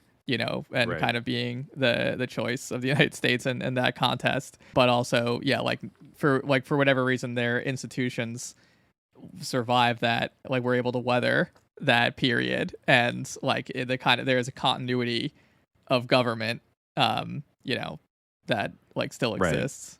I think we have mentioned it before, but that like I don't want to put this above like the kind of hard material factors of like the global market and the pressures of it, but I do think the fact that they never canceled Mao, I think, is kind of I think it's more significant than people give it credit for. I agree with you. Yeah, I definitely agree with you. Canceling Stalin was the dumbest fucking thing that is so. And I don't say that as like a Stalin never did anything wrong. He's the most base person ever, and he was amazing. Yeah. Like blah blah. I just mean like I'm being real. I'm just being realistic. And I think even the Chinese like party line on Mao, like obviously like he's 70% like, valorized, but yeah, exactly. Like, it's pretty good. It's like a pretty solid like you're 70% good, 30% bad, but like on the whole like great. Like that, you can say the same thing about Stalin. Like, oh, he's like 70%, like great, but like 30%. Like there were some things that were not good. Like but like that would have been a much more healthy attitude to have than to like come out and like, especially after like the trauma bonding like epoch defining experience of World War II, to be like the guy who led us through it was like our symbolic like leader in all of that, and like triumphed like and brought us to like space, and like all this other shit is like, no, he's a sicko, fuck him, like no, he sucked, like no, he fucking, because it's like I don't know, like I think that led to a little bit of like ideological confusion, and like I don't. It's hard to process a thing like that. Like people are raised like their entire lives. Yeah. Like this guy's awesome. I think there obviously, as you're saying yourself, there's other factors, but I also think that like the idea, there was this kind of idea, I feel, that you can't do it on your own, like this somehow, like the system, like our being like the Soviet Union is getting in the way. Our having like this big empire, like somehow like letting our empire be broken up, like or something, like or letting this this government end, or like the system of government, this experiment like end. That's gonna help in some way, like letting ourselves be picked apart and like partitioned, like that's going to, or like balkanized, I guess is a better term. Like that's gonna help, and that's gonna improve like everyone's lives. Like, which is like the biggest psyop and the biggest like most fallacious thing in the world.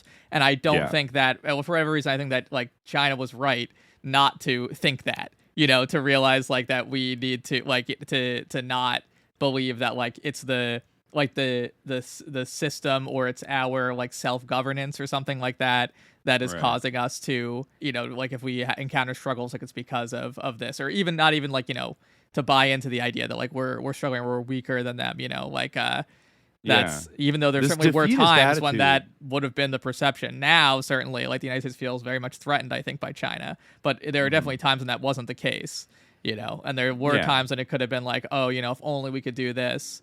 I think there's a lot of people like, probably within China and like certainly outside of China who still think like, oh, if we had only kind of gone further in embracing it, like things would be better, like people who don't like Xi Jinping and things like that. But you mean like hardcore like Western Maoists that think China is like a capitalist state? Like no, I was thinking like the opposite, like people who think like that China like we should have gone to like the full like Hu Jintao route. Yeah, exactly. Like she's turning backwards into a dark era. But I it's like I feel like I gotta recognize game, and the fact that they are still China. Like they haven't really.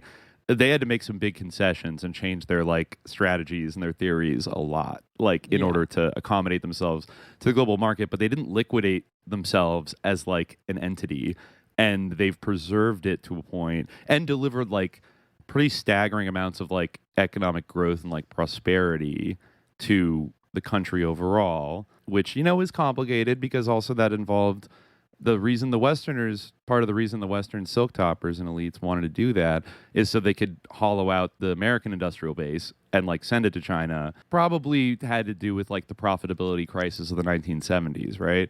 Because that profit rate be falling, it's a tendency. And they thought, well, like China will get something out of it because, and it'll also it'll like implicate them more in like the capitalist system, and maybe that'll just naturally lead to like them abandoning communism at some point when the elites get whatever. But also it helps us like because now we can like flood the market and really like kick off like the era of the consumer with like these inexpensive Chinese products and all that stuff.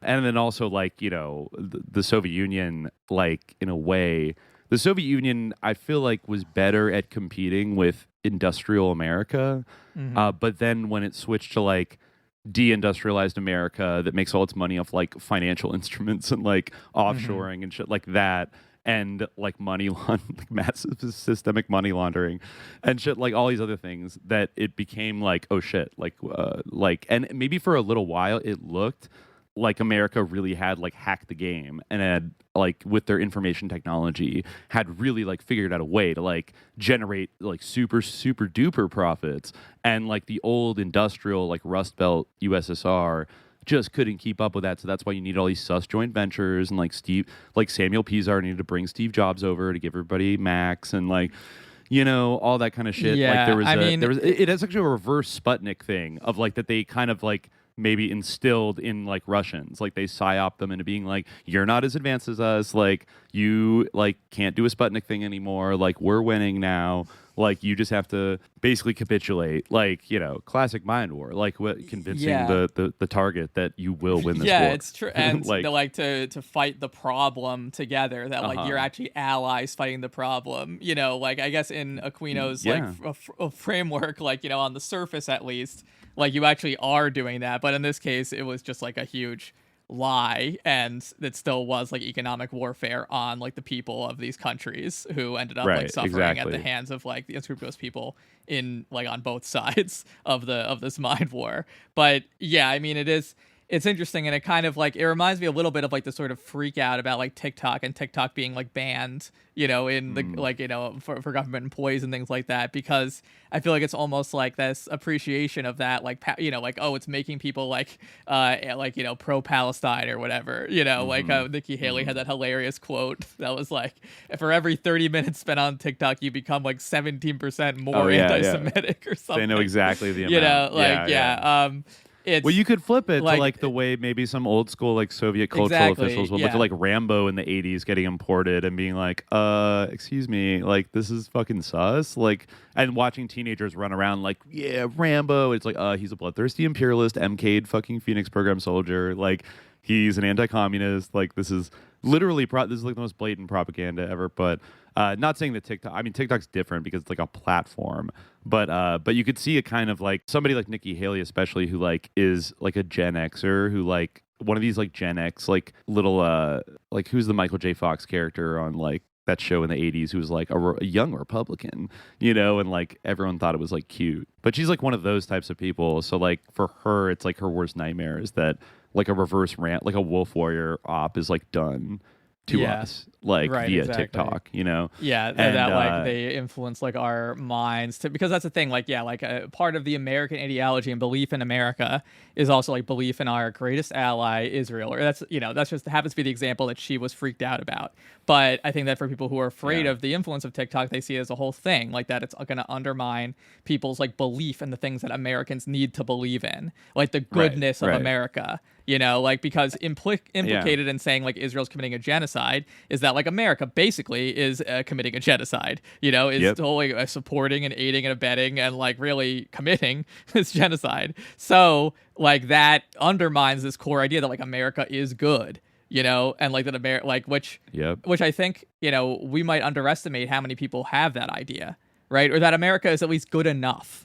You know, like I think that a lot of Americans do think that like, what's the alternative? You know, I've even heard that from like, you know, I've heard liberals say that all the time. Yeah, I've heard that from people like who are I consider to be relatively leftist. Like, well, America sucks, but who would you rather have run the world?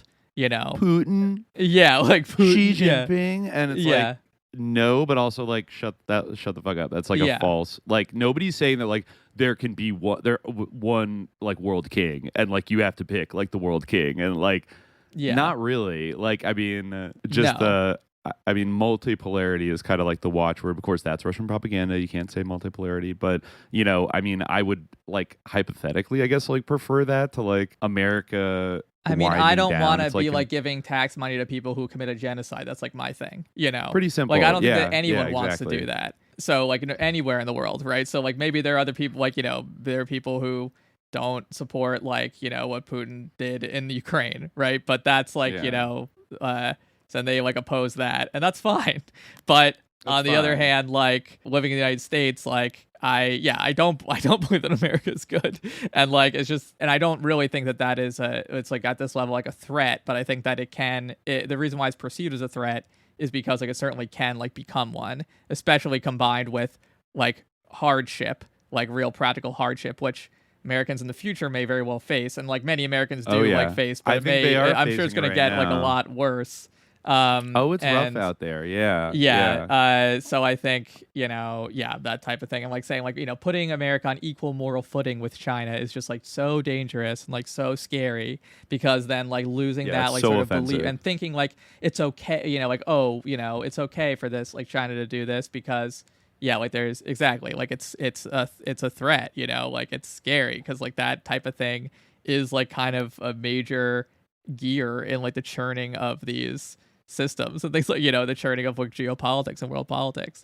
But that's the background assumption that fuels like the national consciousness of America, is that we are the good guys, and like so we can't have any of that. Maybe Nikki Haley is actually not totally off base to be freaked out, because I gotta say, another thing these Reaganites like all love is like the like transformative liberatory power of like American culture.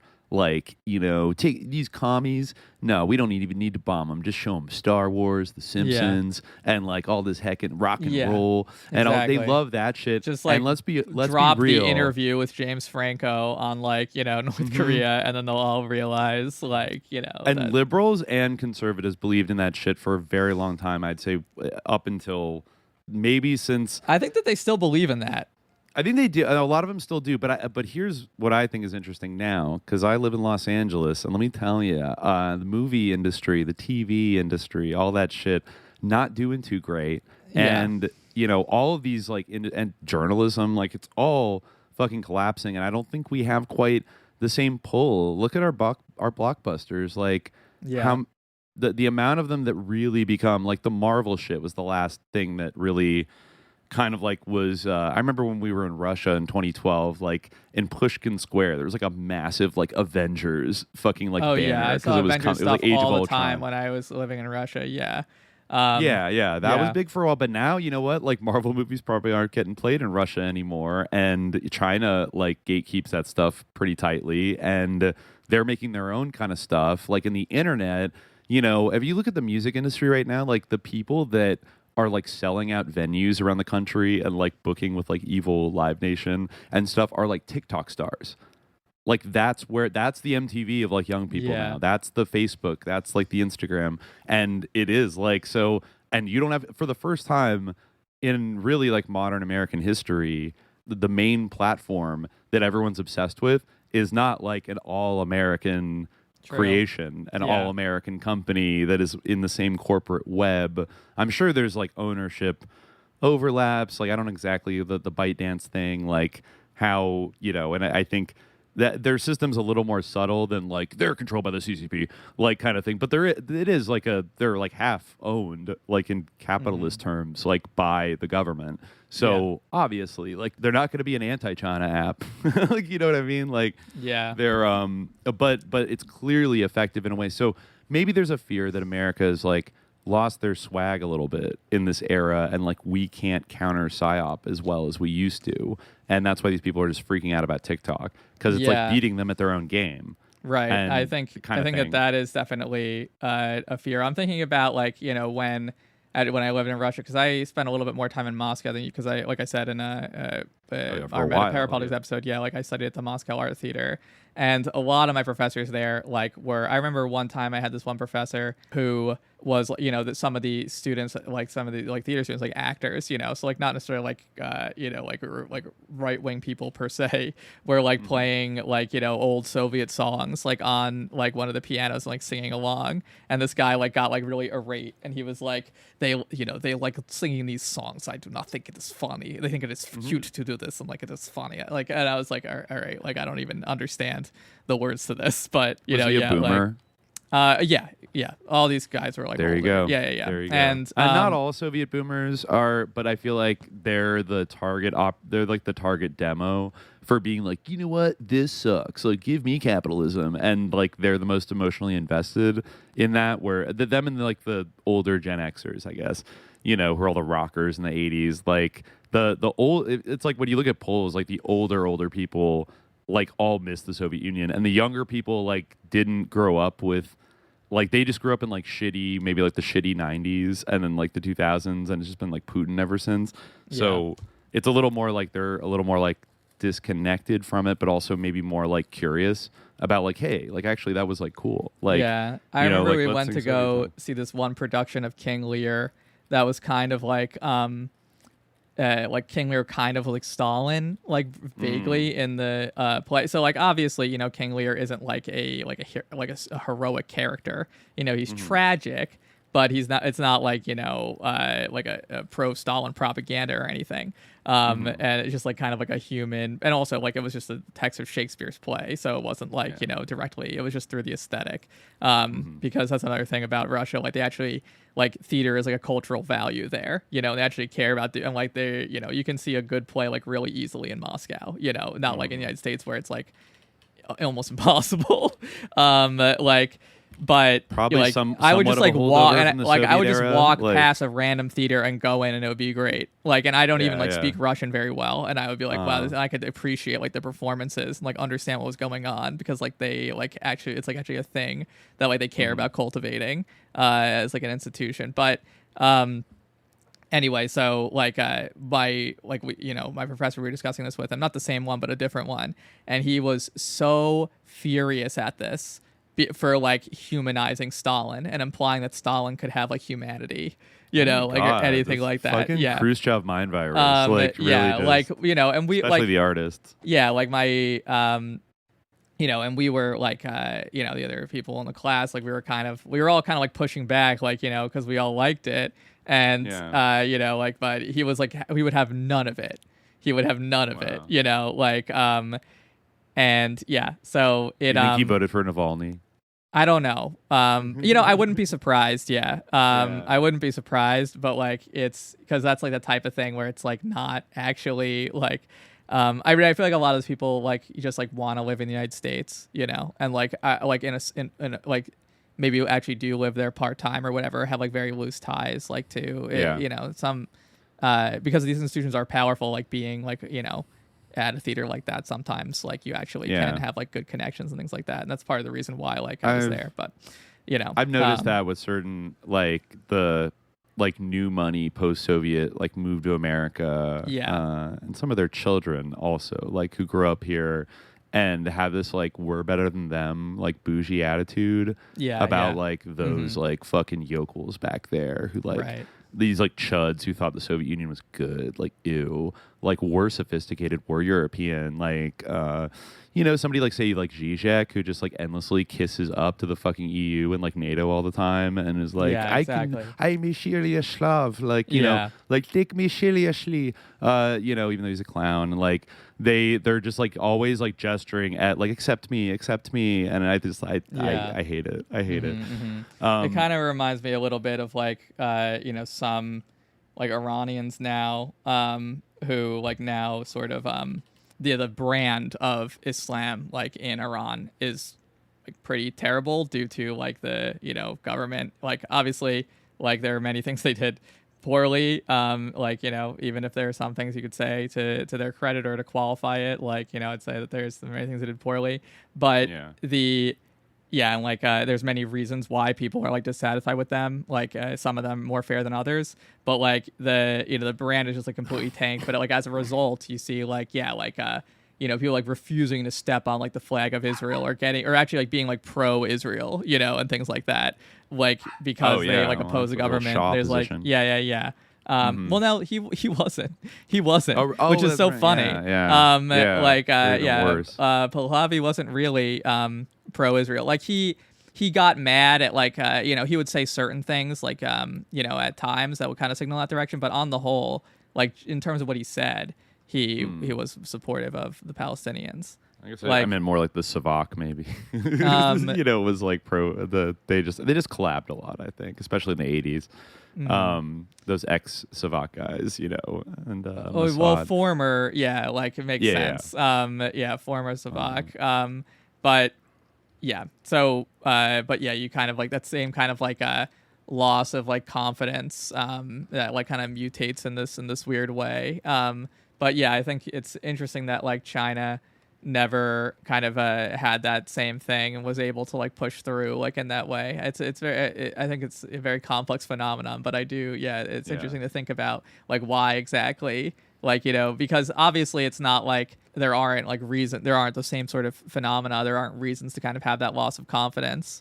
Right. But I do feel like it's less, at least it's not like crippling. And obviously that's not, as we were saying before, it's not the only factor in like why like governments collapse or why they experience like extreme strain. But it does seem to be like a certain like difference, and it's one thing for it to be a feeling in the culture. It's another thing when the guy who gets elected is like the general secretary to kind of like validate that feeling and like adopt it as like the official policy of the Soviet Union. Like, we suck. Like, I don't know. It's like, like we suck and we have to change. Like, and now like everybody has to like go along with, I don't know. It's just like, where, I mean, China was penetrated by Western capital too, much more extensively, but like they somehow, I guess you could say they had a perestroika, but like a little bit, not so much of a glasnost, like simultaneously of like, oh yeah, like no more censorship. Everyone can just like open like right-wing newspapers and say whatever they want. And like, just be critical all the time. Like, and they were much more like selective. It seems like much more like tactical about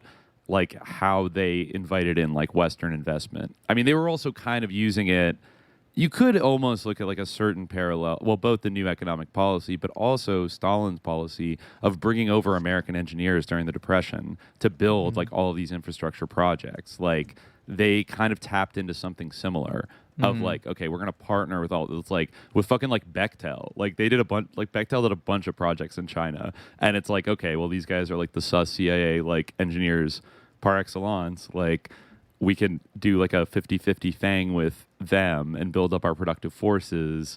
And like they're getting something active out of it. Like, especially in the first decade when the Soviet Union was still around, they're kind of like, this sort of hurts the Soviet Union. It also allows them to offload their industrial base, which will destroy unions in the United States, which, I guess has the like sort of negative like side effect of like America is just going to get more right wing because like it doesn't have like a powerful union movement anymore, right?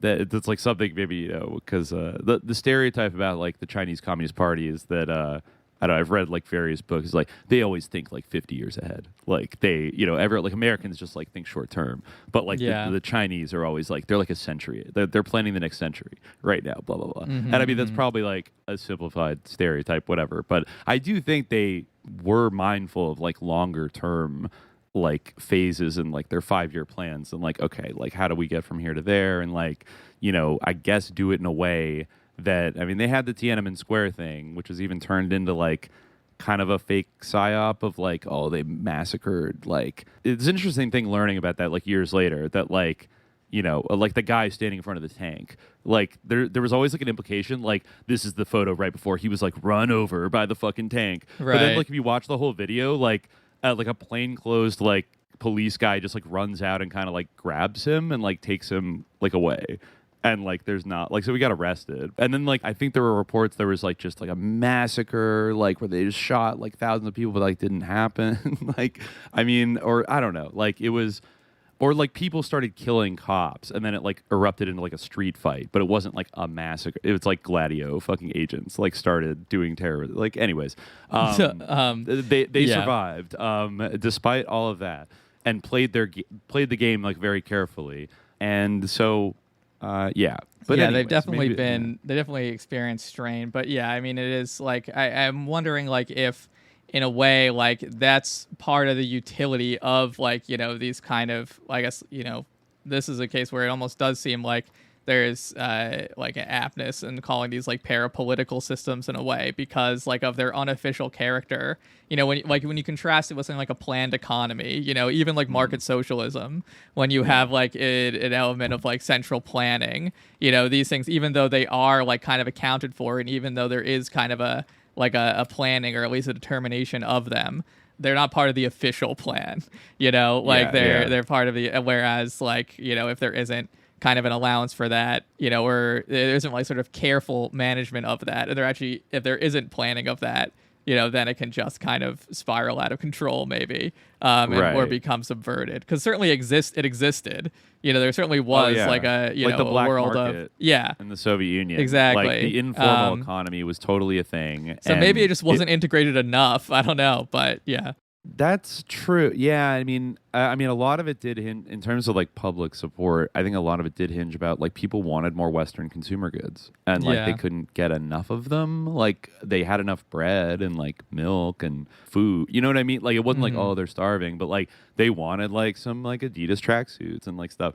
And it's like, why can't we get that as much as blah blah blah? Anyways, maybe we should keep going here because that's actually, this leads back into that penetration and perhaps that, and bringing these almost like parapolitical power networks, things like the contacts with like the all union, like the Soviet trade union kind of guys, right?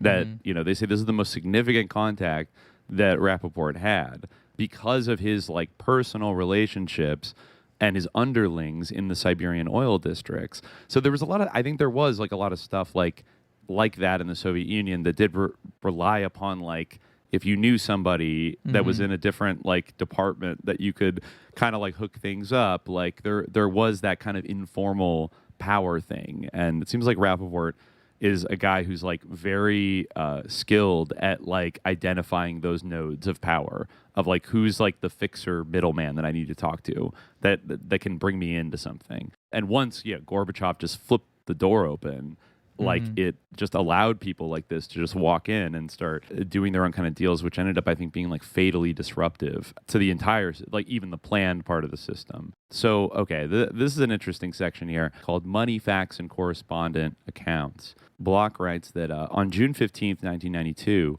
Rappaport received a fax from Joseph A. Grimaldi of a draft agreement between the Bank of New York and its Geneva partner concerning money facts. The Money Facts service provided subscribers detailed information about available offshore trusts, investment funds, and banking facilities, and advice about favorable bank secrecy havens. Quote, information particularly useful for laundering hard dollar assets out of Russia.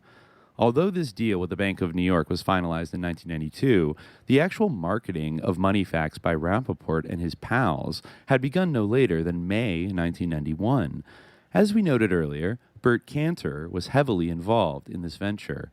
Kanter was assisted by another Bank of New York officer, Matthew Stevenson, who had been seconded to Geneva to work closely with Rappaport. Together, Kanter and Stevenson began to market Money Facts in the USSR. In the first, would love to have a subscription to this magazine, right? Or just all your money laundering needs in one place. So, in the first tentative activity of BONY working the East, it stayed close to its correspondent account mentor, BNY-IMB. For example, BONY and BNY-IMB both created correspondent accounts for Kirksprombank, which was originally established in 1935 as a regional branch of the Industry and Construction Bank of the USSR. It was registered as a commercial bank in 1990. They also opened correspondent accounts for the Moscow Commercial Bank and the Russian Akseptny Bank. Interestingly enough, the Akseptny account was run through the Bank of New York's branch in Tokyo. Additionally, BNY-IMB held correspondent accounts for the joint stock bank Voronezh, I think referenced that novel at the beginning of the chapter, founded in 1990 as Voronezh Kreditprombank, which subsequently changed its name to the shorter version in 1981, and they both registered correspondent accounts for Absolute Bank in Tbilisi, Georgia, which was majority owned by U.S. investment companies. They did the same with Avtobank in Moscow, whose shareholders included the European Bank for Reconstruction and Development, two Cyprus entities, Regent Pacific Nominees, and Dannon Holding Limited, and Drumland Investments Limited, which had no discernible home. The Bank of New York had inherited a dozen correspondent accounts through its takeover of Irving Trust. These included accounts in banks in Warsaw, Budapest, Moscow, Sofia, Prague, and Frankfurt, Germany. The first account had been opened in 1921 with a Bank Handlowy in Warsaw. It was a long time before the next East-West correspondent relationship took place. 28 years after the first, in 1947, a correspondent account was established with the Soviet Narodny Bank in Warsaw. In the 1960s, 5 more banks were added, and 3 more in the following decade, and 1 in the 1980s. Over the course of the 1990s, the Bank of New York's inherited correspondent accounts dwindled by a third. Outside of the inherited accounts, the Bank of New York's own Russian and East European correspondent accounts began to be established in 1990. Through 1992, BONY had secured 51 accounts. In 1993, the figure was 110. In the following year, it zoomed to 355. In 1995, there were 313. In 1996 and 97, there were 344 and 361 correspondent accounts, respectively. The apogee was reached in 1998 with 378 accounts. The following year, the number dropped to 300, which reflected both the Russian economic bust in 1998 and the emerging Bank of New York scandal. When the Bank of New York began its initial Eastern operations with the invaluable assistance of BNY-IMB, it established correspondent accounts for 5 Eastern European banks that included one Polish bank, Bank Polska Kassa, situated in New York City. It was not until March 5, 1991, that BONY collared its first Moscow bank. Dialogue Bank happily signed for a correspondent account numbered 89000-54808. Dialogue Bank was known as a, quote, zero bank, a category of Russian banks that were, quote, created primarily by party-affiliated bodies, Spetsbanks, specialized, and other, quote, non-productive organizations, as Juliette Johnson notes in her superb study of Russian banking. The Spetsbanks were the result of Gorbachev's financial policy in which the Soviet Central Bank, Gosbank, was split into a 2-tiered banking system. Gosbank became more like a real central bank, and the rest of it was split into 3 Spetsbanks, specialized banks. These were Agroprombank, which worked on agro-industrial affairs, Жилсоцbank, whose specialty was housing and social development, and Promstroybank, which covered industrial construction. However, the Spetsbanks were not allowed to set interest rates nor initiate credit policies, which caused seemingly endless irritations and bitter acrimony for several years. In addition to Dialogue Bank, the Bank of New York picked up 4 other Moscow banks in 1991. They were the Bank Foreign Trade, the International Moscow Bank, Incombank, and Toko Bank. The latter had an apparently close relationship with Rappaport and his crew, as well as with BONY. It may be the case that almost all of the Bank of New York's correspondent activity in the East from 1990 through at least 1993 was joined at the hip with its Geneva partner. 1 year later, the Bank of New York's own Russian and Eastern European correspondent accounts began to accelerate. Among the new recruits were an increasing number of Latvian banks that were actually controlled by quite infamous organized criminals. Mm-hmm. So here we start to get into the kind of the mafia zone here a little bit. Let's see. Yeah, he talks about Toko Bank's connections with Rappaport and how... I feel like I've been to Toko Bank. Does it still exist? I think it does, right? Toko Bank? Maybe. Yeah, I remember seeing the name of some of these banks. I'm trying to think of the ones that I remember seeing in Russia. But there's an interesting little actual connection. The first Russian commercial bank to be partially owned by EBRD. The European Bank for Reconstruction and Development, yeah. That's kind of sus, yeah. Glenn Whidden worked with Rappaport in Australia, specialized in American depository receipts, ADRs, and he's, as mentioned earlier, these are originally foreign shares that are transformed into ADRs, which can then be bought and sold on U.S. stock exchanges. So it's kind of like a way to sell stock in a foreign company without having the foreign company actually be...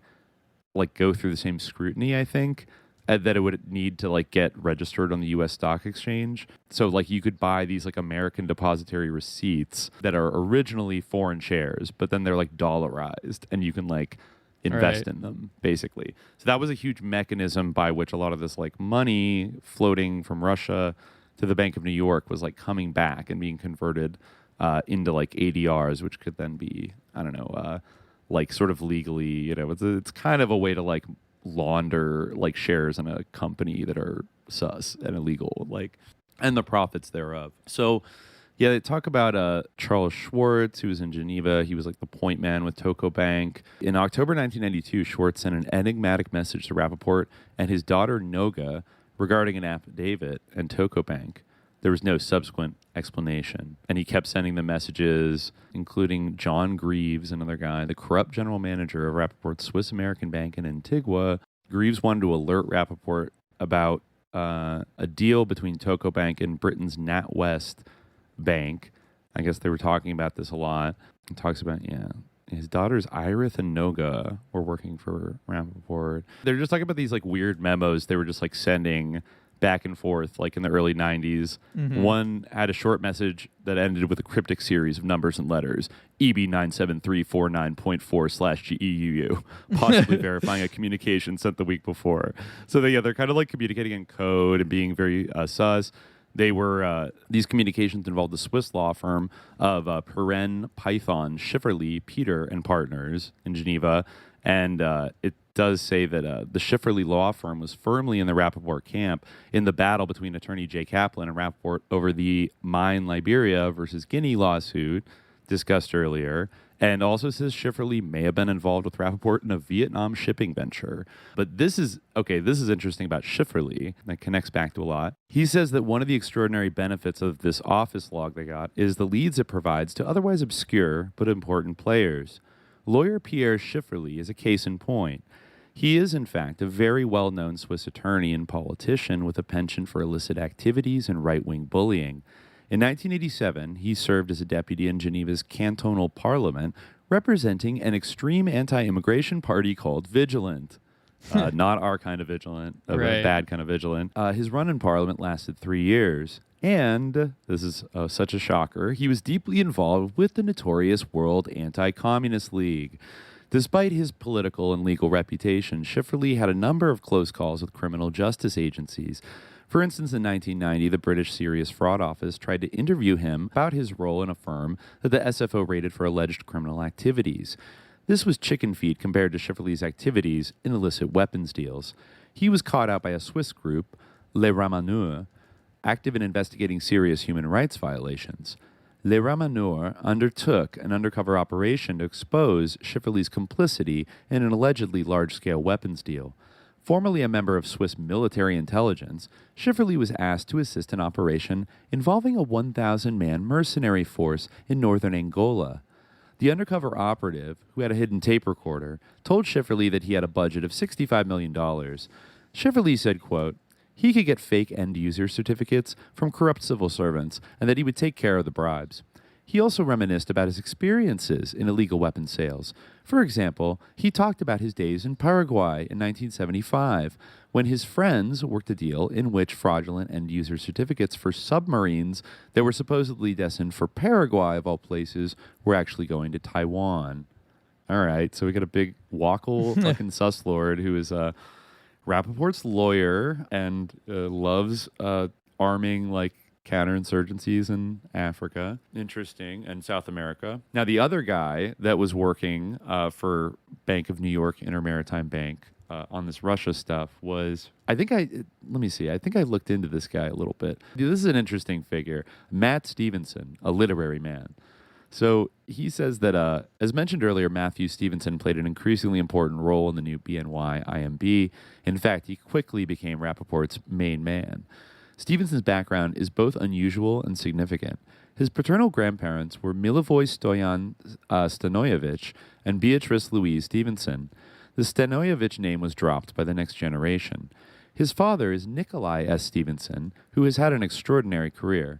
He received his B.A. from Columbia in 1940 and soon was swept into the maelstrom of World War II. He fought in the Pacific and received both the Bronze Star and the Silver Star. From 1947 through 1954, he was the sales manager of the National Sugar Refining Company in New York. He changed jobs and became the vice president of the Olivaria Company in New York for 10 years, although it is unclear what Olivaria actually did. In 1966, he was the senior partner and founder of a New York sugar brokering firm, Stevenson, Montgomery & Clayton, although, oddly enough, it has been impossible to find corporate papers concerning this firm. In 1980, while still the senior partner of his firm, Nikolai became the president of the Association of Macular Diseases, a nonprofit fundraising organization in Manhattan that provided important information on macular degeneration, the leading cause of sight loss in elderly people. Nikolai himself suffered from the acute eye disease. He was also a man of arts and letters, a member of the board of directors of Harper's Magazine, as well as a contributing author to Harper's, American Heritage, and the Atlantic Monthly. Damn, okay. but a pretty big shot. Following in his father's footsteps, Matt Stevenson went to Columbia University, where he received a master's degree in international affairs and became an associate editor for Harper's no later than 1980. We love a publishing Nepo baby. Stevenson was and remains a gifted writer. He's written for The Atlantic, The New York Times, and The Washington Post, as well as various other magazines and newspapers. Stevenson was, and likely still is, beloved by Rappaport. They first met one another in 1986. J. Carter Bacot sent Stevenson to Geneva to discuss a line of credit for Petrotrade, Rappaport's oil operation. Nothing came of it, however. When the BNY-IMB merger took place, Stevenson's post in the Bank of New York was with the South Asia Group in the International Division. He was quickly sent to work with Rappaport in Geneva. Stevenson was clearly beguiling. Consider the sentiment in a Rappaport letter to Bacot sent on March 6, 1991. He wrote, "I must tell you that I have seldom come across such an efficient, pleasant, honest, and willing person as I find in Matthew Stevenson." He added that we can work together, and he is very enthusiastic about our projects, which we are embarking upon on a large scale. Stevenson's 2-week tenure as the general manager of BNY-IMB was, in Rappaport's eyes, remarkable, extraordinary. Therefore, Rappaport asked Bacot to lend Stevenson to the Geneva operation for 2 or 3 years. It was okay with Bacot, and the deal was done. Stevenson never left Rappaport's side. Wow, so he loves this guy. He's so fun and literary and cool. Interesting. All right, intergenerational, I don't know, like something. Then he talks about Alfred Hartman, who was working for the Union Bank of Switzerland. Yeah, went pretty high up. Now, this is interesting. This guy, in February 1980, after working for UBS, he led a delegation of Swiss financiers on a visit to the Soviet Union, pushing for an increase in Swiss exports to the USSR. To close the circle, he was also the chairman of the Swiss Society of Chemical Industries. These were not all his posts, however. Hartman joined the Rothschild Bank in Zurich as general manager, and in late spring 1984, resigned from Hoffmann-La Roche, which is a pharmaceutical conglomerate, for professional reasons, or as some insiders have noted, following a price-fixing scandal. In addition to the Rothschild Bank, Hartman also worked from time to time for Rothschild Concordia, Zug, Rothschild Holding, Zurich, Rothschild Management, Zug, and lastly, Rothschild Continuation Holdings in Zug. Hartman's tenure with Rothschild's bank had more than its fair share of bumpy roads. The chairman of the bank, until it was taken over in 1991 by the British Rothschilds in a last-ditch effort to save it, was Baron Elie de Rothschild, who had hired the evanescent Hartman as general manager in 1983. It was the start of a decade-long slide for the once prestigious bank. Poorly managed, Rothschild Zurich found itself involved in several scandals caused by improper loans, currency irregularities, infractions of Swiss Banking Commission regulations by lending more of its capital than allowed, and insider trading. Moreover, the bank made a corrupt loan of 50 million Swiss francs to Mark Rich in 1984. There goes that guy again. The Swiss Banking Commission decided in 1985 the loan was a fiction intending to protect Rich's assets from U.S. taxing authorities. Anyways, so the Hartman actually was connected to Charles Keating. We haven't done a dedicated thing on like the savings and loan crisis of the 80s yet, have we? No, I don't think so. We definitely haven't done an episode on it, but I think it's probably come up a bunch of times. It definitely has come up, and I think we probably both feel at this point that it's like ambiently connected to like weird Iran-Contra financial bullshit. It kind of like can't not be. I do have a classic book from the early 90s called The Mafia, the CIA, and George Bush by Pete Bruton, who that's another like very dense, well-researched book about the connections between the Mafia, the CIA, and George Bush. And also a lot of these savings and loans companies that went belly up in 1987 and 88. And, it turned out they'd been embezzling. Of course, Lawrence E. King's, Franklin Credit Union in Omaha, in addition to running like a pedophile blackmail ring, he was also definitely embezzling from his own credit union and doing shady shit. But Keating was like the Keating Five. That was like the big scandal that caught up a lot of people, I think, including John McCain, who was like a young senator at the time. But he somehow, whatever happened, I remember he somehow was able to like duck the allegations and like not get like it was a personal mistake that I don't know, hung out with Charles Keating, but like I didn't actually make any money off of it.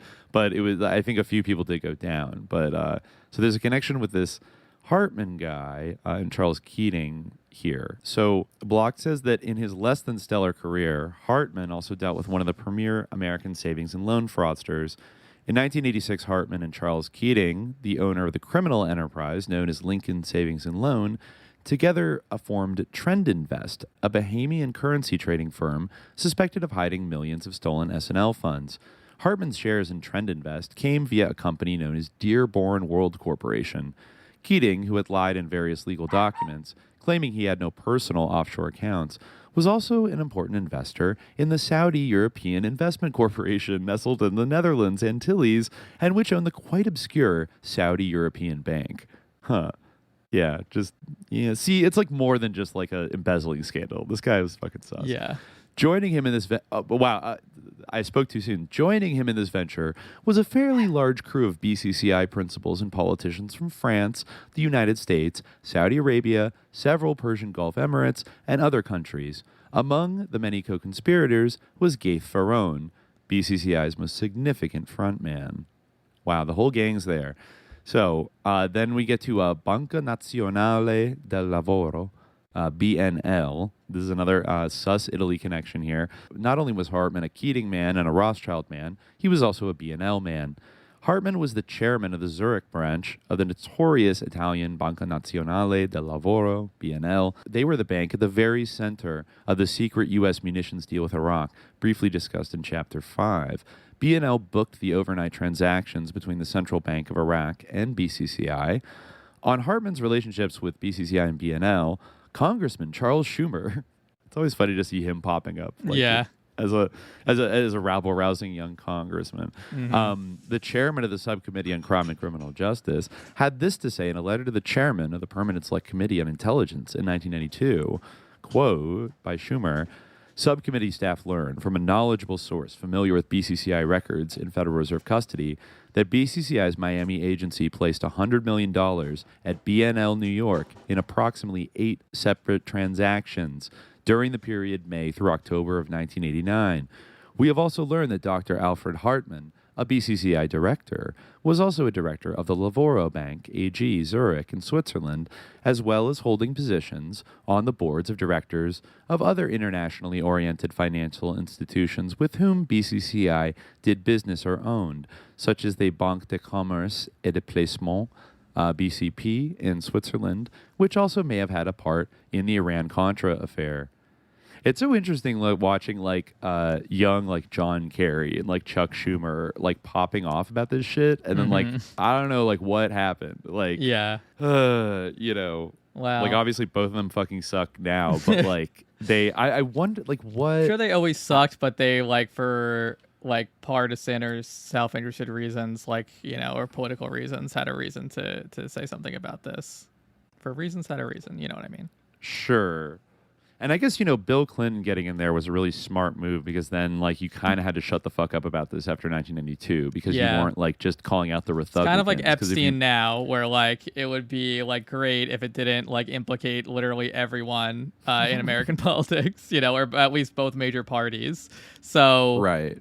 Yeah, neither one of them can go there. Wow. So, Congressman Schumer was really, maybe this is he had to stop this in order to become Senator Schumer. Who knows? And to get his, his niece Amy, it's a Comedy Central show. We'll give you cousin a Comedy Central show. He was the original AOC. Yeah, he kind of was. Yeah, so hardcore. So Hartman in sum, he goes on, Hartman's BCCI connections were varied and many. He ran BCP, which was primarily owned by BCCI, and secondarily by Hartman's old employer, UBS. In fact, BCCI bought 85% of the bank from UBS in 1976. UBS retained 15% through its subsidiary, Thesaurus Continental Securities Corporation, a holding company. Congressman Schumer left out of his letter, the claim reported in the Los Angeles Times in 1991 that BCP had, quote, been linked to drug money laundering. Reporters Alan Friedman and Richard Donkin, writing for the London Financial Times, went a little further in a report on the first indictment of BCCI officials on drug money laundering charges that occurred in Tampa, Florida in 1988. They said that, quote, some of the drug proceeds were transferred into accounts at BCP. The Tampa investigation and subsequent arrests were the result of an innovative investigation called Sea Chase. Remember, we talked about this. In which undercover police invited BCCI drug miscreants to a fake wedding in Tampa. They all showed up for the party and were arrested instead. At the beginning of October, a Tampa grand jury charged 10 current and former BCCI employees and 4 corporate entities related to BCCI, including BCCI Holdings Luxembourg, the main holding company of the group, BCCI SA, as also in Luxembourg, the flagship bank of the group, and BCCI Overseas Limited, the group's holding company in the Cayman Islands. One final point. Although Congressman Schumer stated that Hartman was a BCCI director, he should have also written that Hartman had been the chairman of BCCI's International Audit Committee situated in Luxembourg. There was a sufficient quality of financial scandals associated with Hartman that it would have been quite reasonable for the Bank of New York to have at least attempted to veto Hartman's tenure on the new bank's board. Right, so this is a board member of, like, the new Bank of New York is, like, this guy. Mm-hmm. That it did not indicates how little such a wearisome phrase as due diligence meant within the new enterprise. Moreover, during his tenure in the Bank of New York Inter-Maritime Bank, Hartman was still working for BCCI, though it was finally shut down on Friday morning, July 5th, 1991, by the Bank of England after many months of U.S. pressure. It is very important to point out that Hartman did not let go of his BCCI branch until 1992. So, Hartman's term on the BNY-IMB board was not long, but it was significant. Indeed, he was a shareholder, albeit a small one, of the new entity, as one can see from the following list distributed at the April 16, 1993 board meeting in Geneva. So now we have a little list of shareholders here. International Maritime Services Company Limited, largest 10,000 shares, Burt Kanter, 800 shares, Ruth Rappaport, Bruce's wife, 75, the Bank of New York, 31,000 shares, Hans Rudolf Vogeli, 1 share, Bruce Rappaport, 113,000 shares, Jeffrey Bennett, 1, Dano Papa George, 1, Alfred Hartman, total shares 156,250. The shareholder list was signed by Stephen Beekman, born in Liège, Belgium, of French nationality, who had become the director of the bank on June 28, 1991, and Noga Rappaport Appel, Rappaport's second daughter. Oddly enough, on that same day in April 1993, Alfred Hartman finally resigned, an acte de la démission. Okay.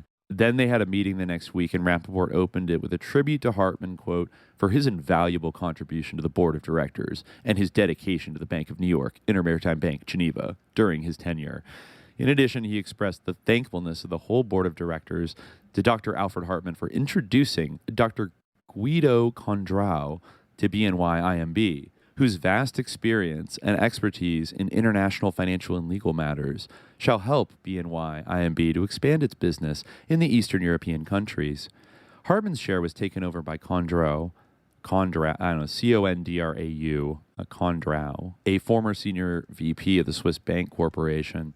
One example of Condrao's East European presence was his work as the president of the Swiss-Hungarian Joint Chamber, set up in 1990, headquartered in Zurich. The Joint Chamber sought to bring together Swiss firms and investors for projects in Hungary, quote, and at providing assistance to Hungarian firms for a successful market policy in Swiss business life. Another was the Cobalt Project, a 4-year program to train Lithuanian bankers. Condrao was the project's director. Yikes. So this guy's really going in there, like, bringing in fucking the neoliberal training. So he's on the board now. At the April meeting, Matt Stevenson presented the management report, which noted the considerable progress made towards BNY-IMB's objective of establishing a strong presence in Russia. To the 93 banks with which a relationship was developed in 1992, new relationships with 12 new banks were added in the first quarter of 93. Deposits from Russian banks have also increased, the report noted. Lastly and significantly, Stevenson said, permanent office space is now available in Moscow and St. Petersburg under favorable terms and conditions. Okay. Yeah, the Moscow office was run by Glenn Whidden, St. Petersburg office run by Craig Reed, who was with the Bank of Boston before that. They said the push to the east was always the centerpiece. However, the Bank of New York Inter-Maritime Bank had yet to prove itself to be a real bank with significant depositors, credit lines, and so on. This is what the various, quote, bank plans and the very thorough Gilbert Review had concluded. Therefore, under Stevenson's management, with Bruce Rappaport's enthusiastic approval, BNY-IMB pursued a deal to purchase the Geneva branch of a California-based bank, Security Pacific. Okay. Yeah, they entered into a contrat de fusion with Security Pacific Bank SA. Let's see. Security Pacific Bank SA started life as Raleigh Brothers Bankers SA in March 1975. The president of Raleigh Brothers was Harry Recanati, whose family founded the Israel Discount Bank. Okay, interesting. And then that bank, the Raleigh Brothers, had emerged from a Lausanne bank called Banque Commerciale pour l'Étranger, like the commercial bank for strangers, I guess.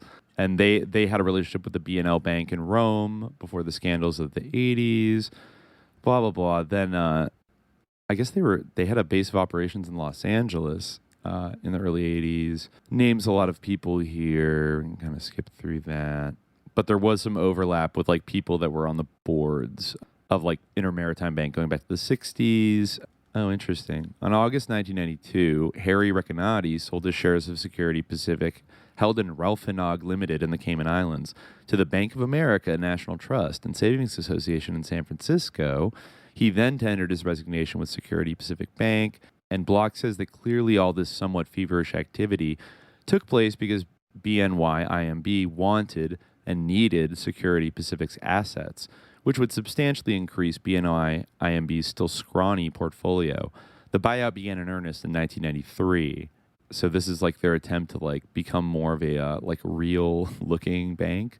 Yeah, and like now they have like more of like a client list. They have like assets. They have, you know, basically by doing this like merger. It notes here, interestingly, that Security Pacific's clientele were predominantly Sephardic Jews from the Middle East, Jews from South America, and Chinese from Hong Kong, all of whom were relentlessly anxious about the safety and anonymity of their money.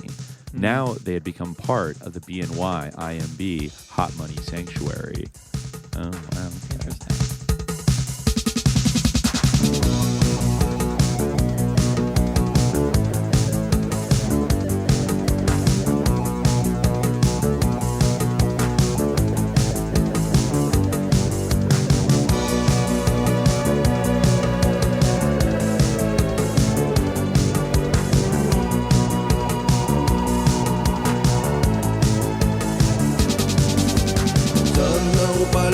Зерна просят дождя, им нужен дождь. Разрежь мою грудь, посмотри мне внутрь, ты увидишь, там все горит огнем. Через день будет поздно, через час будет поздно, через миг будет уже не встать. Если к дверям не подходят ключи, вышиби двери плечом. Мама, мы все тяжело больны. Мама, я знаю, мы все сошли с ума.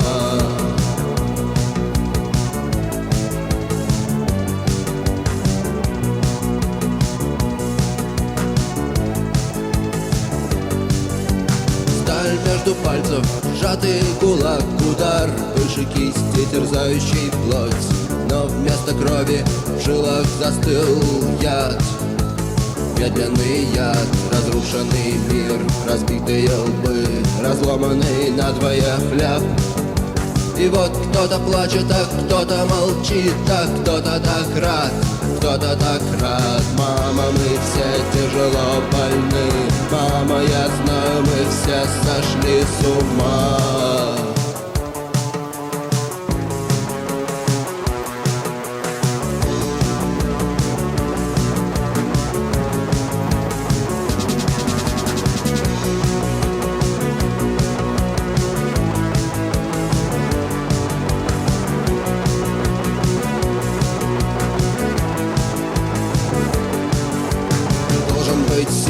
Ты должен уметь сказать руки прочь, прочь от меня.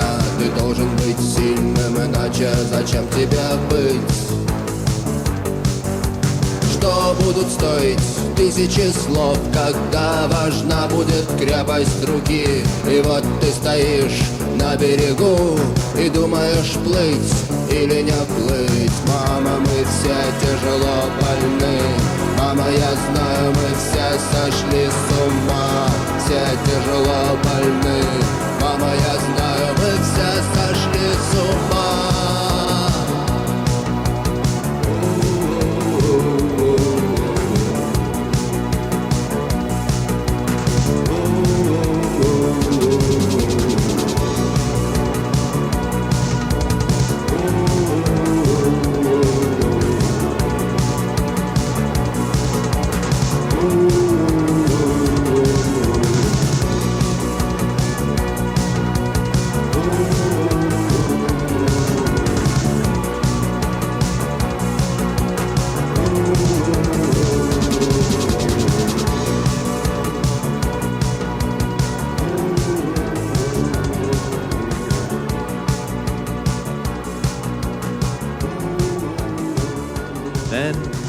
It starts to heat up a little bit because this is the chapter 7, and Bank Menatep. That's one I feel like I remember seeing. Maybe it was Alpha Bank, I forget, in Russia. But we get a big name that we discussed before, I think, in several places, including History of the Great American Fortunes. That, of course, is Riggs National Bank, right?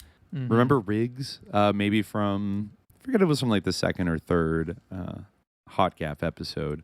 But, you know, this is a very prominent bank that was established in the mid-1800s in Washington, D.C. Mm-hmm. And among other things, was like notable, I think, for being the bank that like worked with U.S. embassies. And I think you could assume, you know, pretty easily beyond that, like the CIA, right? Mm-hmm. This is a bank where certain people, a lot of interesting figures had accounts at Riggs Bank. Let's put it that way. And it actually doesn't exist anymore. I think I remember looking it up more recently. Like it did collapse, or you know, it had some crippling scandals in the 2000s and was eventually like absorbed and taken out. But anyways, so this chapter is called "Moving Hot Money: Riggs National Bank and Valmet S.A." Introduction from Bank Menatep to Riggs Valmet. I guess we're getting close to time here. Maybe we can do this chapter a little bit and then stop here. Mm-hmm. So now this is something that, you know, we've been alluding to, but now we finally get to talk about a little bit, which is the Russian Mafia. He writes that the March 1994 issue of Foreign Affairs, a publication of the Council on Foreign Relations, featured an article entitled "The Russian Mafia," which held that, quote, "Organized crime is the most explosive force to emerge from the wreckage of Soviet communism." The article went on to state that the Russian government estimates $25 billion had been transferred to Western banks by organized crime structures in 1993. Approximately 8 months later, a Washington Times story, purportedly based upon a CIA analysis, makes sense. I don't know where the Moonies would. Anyways, said the Russian bank Menatep, quote, is controlled by one of the most powerful crime clans in Moscow. To put it mildly, this was hotly disputed by Menatep bank officials, who stated the article was totally misleading, filled with false allegations. Menatep's president, Platon Lebedev, and its legal advisor, Viktor Prokofiev, both bitterly complained. They were equally angered by the Washington Times placing Menatep within the orbit of organized crime, as well as the claim that Menatep was secretly carrying out operations in Washington, D.C. To hopefully prove its point, Menatep noted that, quote, the World Bank chose Menatep Bank as one of 20 Russian banks to participate in its Russian Financial Institution Development Program. Kind of an indictment, but yeah, it doesn't quite exonerate you, but interesting. I wonder why like the Mooney Washington Times like selectively going so hard on some of these things, given that we've already seen there are a bunch of Wackle weirdos like working with Bruce Rappaport. But maybe they're trying to shitcode it in a LaRouche type way, you know, like highlight just one little part of it and make it seem like a Russian problem, maybe. So, I guess on May 25th, 1995, another salvo from Russia stated that slanderous publications in Western media about Russian business may be prompted by both Russian and foreign secret services. The story went on to note that dozens of major Russian companies have been smeared in the Western media, including Gazprom, Lukoil, Menatep Bank, Most Bank, and Stolichny Savings Bank. The most important finding, the story said, was that the governments and central banks of developed nations are doing everything to prevent Russian banks from gaining access to the Western financial market. The Russian reporters, Gleb Baranov, Nikolai Zubov, and Alexander Malyutin, were also certain that some of the blame emanated from the, quote, Russian secret services, which were attempting to create an atmosphere, quote, whereby domestic commercial structures would be compelled to turn to them for help. Interesting. Clearly, the Bank of New York was not an enemy, secret or otherwise, of any Russian endeavor, which is why, in early 1997, it made a joint application with Menatep for a banking license in Russia. And in March 1997, members of the bank's executive committee traveled to Russia with Rappaport associates from BONY-IMB to negotiate with Russian regulators regarding the application. Of course, Bank Menatep and the Bank of New York had been quite chummy for some time. Now, this is a very interesting part right here. We get into Khodorkovsky. So, Bank Menatep was the result of a sea change in the latter days of the communist era. It began when the Soviet Communist Party created tax-free youth scientific technical creativity centers in the mid-1980s under Deputy General Secretary Yegor Ligachev to engage in commercial activities. Every Moscow district had a center. In 1987, Mikhail Khodorkovsky, then a chemistry graduate student as well as a deputy Komsomol secretary for Moscow's Frunze district, became the head of the center. Menatep was the acronym for the district's Interbranch Center for Scientific and Technological Program.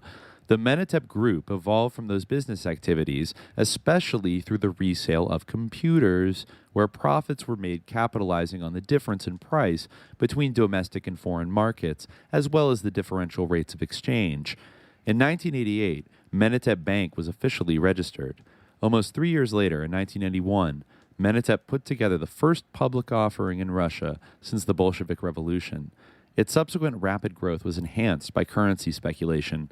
In 1993, Menatep became the, quote, authorized bank for the city of Moscow, as well as for other Russian regional governments. In a few short years, Menatep was the largest holder of finance ministry guarantee papers. Although much has been written about Menatep Bank, which failed in the crisis years of 1998-99, except for a small branch in St. Petersburg, as did so many other Russian banks and businesses, the Menatep organization's grand success has only recently come to light. Oligarch Mikhail B. Khodorkovsky, who founded Menatep Bank, finally admitted that he controlled 36% of Yukos Oil, which is worth around $7.2 billion. Moreover, the Menatep Group owns all of Yukos Universal Limited, which in turn has more than 60% of the Yukos shares. So that's like 90%. And Khodorkovsky is also the chief of most of the Menatep Group with 59.5% of the shares. It appears that $7.2 billion may be on the light side of all that he owns when it comes to Yukos, whose current market cap is in the $20 billion neighborhood. So yeah, this guy who probably went to the fucking sus Samuel Pizar, Steve Jobs, Macintosh presentation, and then started selling computers, and then did currency arbitrage, becomes this mega banking oligarch in the 90s, and gets in tight with the Rappaport crowd in Bank of New York. So then we get to interlocking worlds, Valmet, Riggs, and Menatep. Here's where Riggs comes in. Whatever Bank Menatep did with the Bank of New York and BNY-IMB, it first worked its magic through an extraordinary Swiss-based firm, Valmet, or Valmet, which was majority-owned, 51%, in 1989 by the Riggs Bank of Washington, D.C. That was also the year Bank Menatep created its first Swiss affiliate, Menatep S.A., in December. A little over 1 year later, Menatep formed another Swiss company, Menatep Finance. As the Swiss noted, Menatep Finance benefited from the infrastructure and personnel of Riggs Valmet S.A. Both of the Menatep creations were managed by Riggs Valmet from the start. 8 years before Riggs Bank arrived on the scene, Valmet S.A., or I guess no, it is Valmet because it's an amalgam of valor and metal, I guess. So I guess Valmet 8 years before Riggs arrived, Valmet was formed in September 1981. It was organized as a, quote, stepdaughter of the Compañía Armado de Mines en Bolivia, incorporated in Switzerland in 1916, and Elena Securities Research and Management, incorporated in Geneva. The key officer of Elena was the philosophically inclined Christian Michel, who lived in the tiny town of Néden, France, close by Geneva. A few years later, Michael Spiridon Samir Saba, then living in Paris, joined the Elena team. Yeah, crazy name. Michel and Saba were brothers-in-law, having married sisters from the family that started the Aramayo mining company so long ago. Valmet was co-founded by Michel and Saba. The firm's original charge was to deal in non-ferrous metals, principally for investments. Once they set it up, they started making subsidiaries in Gibraltar and consultants. Then it was approximately, I guess, in 1984 that Riggs Bank bought 51% of Valmet's stock. The deal was run through Riggs International Banking Corporation in Miami and EDGE Act Bank. I guess the EDGE Act passed in 1919 allows U.S. banks to establish offices outside their home states purely for the purpose of assisting in foreign trade transactions. So as part of the deal, Riggs National Corporation acquired a majority interest in Great Seven Holdings of Gibraltar, which was renamed Riggs Valmet Holdings Limited. That was one of their spin-off companies. So I guess with the coming of Riggs, the composition of the Valmet Board of Directors was changed at the end of March 1989. The new administration was composed of Bruce Rappaport's close associate, attorney Jean-Paul Eichmann, Robert J. Woodbridge, an executive vice president of Riggs National Bank in charge of supervising private banking in Europe, and the managing director of Riggs AP Bank in London, and Lance Offen III, who was hired away from the Bank of Boston in 1988. That's a great name. That's a pension name. LANSEOFFEN III, Lance Offen III. Yeah, a lot of Bank of Boston, like old WASP, legacies, it seems like, are jumping on here. There's that other guy too. So Offen soon took over Woodbridge's post as head of Riggs Foreign Operations. Under Offen's direction, more international private banks and bankers were added, and Riggs itself, quote, opened an offshore trust company in the Bahamas. Approximately 1 month later, Christian Michel and Michel Saba were nominated as directors general of the new institution, Riggs Valmet. This is funny. The auditor was the Arthur Andersen firm, notable for its criminal accounting methods. They do pop up a lot in this, and I guess old enough people will remember. I vaguely remember this around the beginning of high school, that Arthur Andersen went down for the Enron collapse because it just came out that they were just not actually honest. They were engaging in criminal accounting methods and covering up all kinds of sus fraud and things like that. And Enron kind of had those CIA connections and stuff. So I think he had written this book not long after Arthur Andersen, which is I feel like it was one of the big 4 or 5 accounting firms. It was, Deloitte and Touche or whatever. And then it just had to go away. It got abolished after that because it was so criminal. So yeah, so they did the auditor. Valmet's attractiveness came from its, quote, $130 million in assets under management and its disinclination to handle any accounts under $500,000. It had also established offices in Portugal and Spain. They expanded quickly. Of particular significance was the development of Riggs Valmet on the Isle of Man, notorious for its propensity to assist in money laundering. The managing director was Peter M. Bond, who had played an extraordinary role in the Farrago, I think it's called. I think it's a Farrago, yeah. Farrago, yeah. Who would play an extraordinary role in the Farrago of Russian money laundering through the Bank of New York. Bond first came to public attention, however, when he hired Impact Public Relations, managed by Graham Butterworth, to advise investors on business startup opportunities in the U.S., giving advice on the financial, legal, and tax implications of immigration. It was estimated that the minimum cost of the advisory service was $10,000. And that came about when Congress had passed their entrepreneur visa law in 1990, which allowed foreign businessmen to basically buy residency in the United States.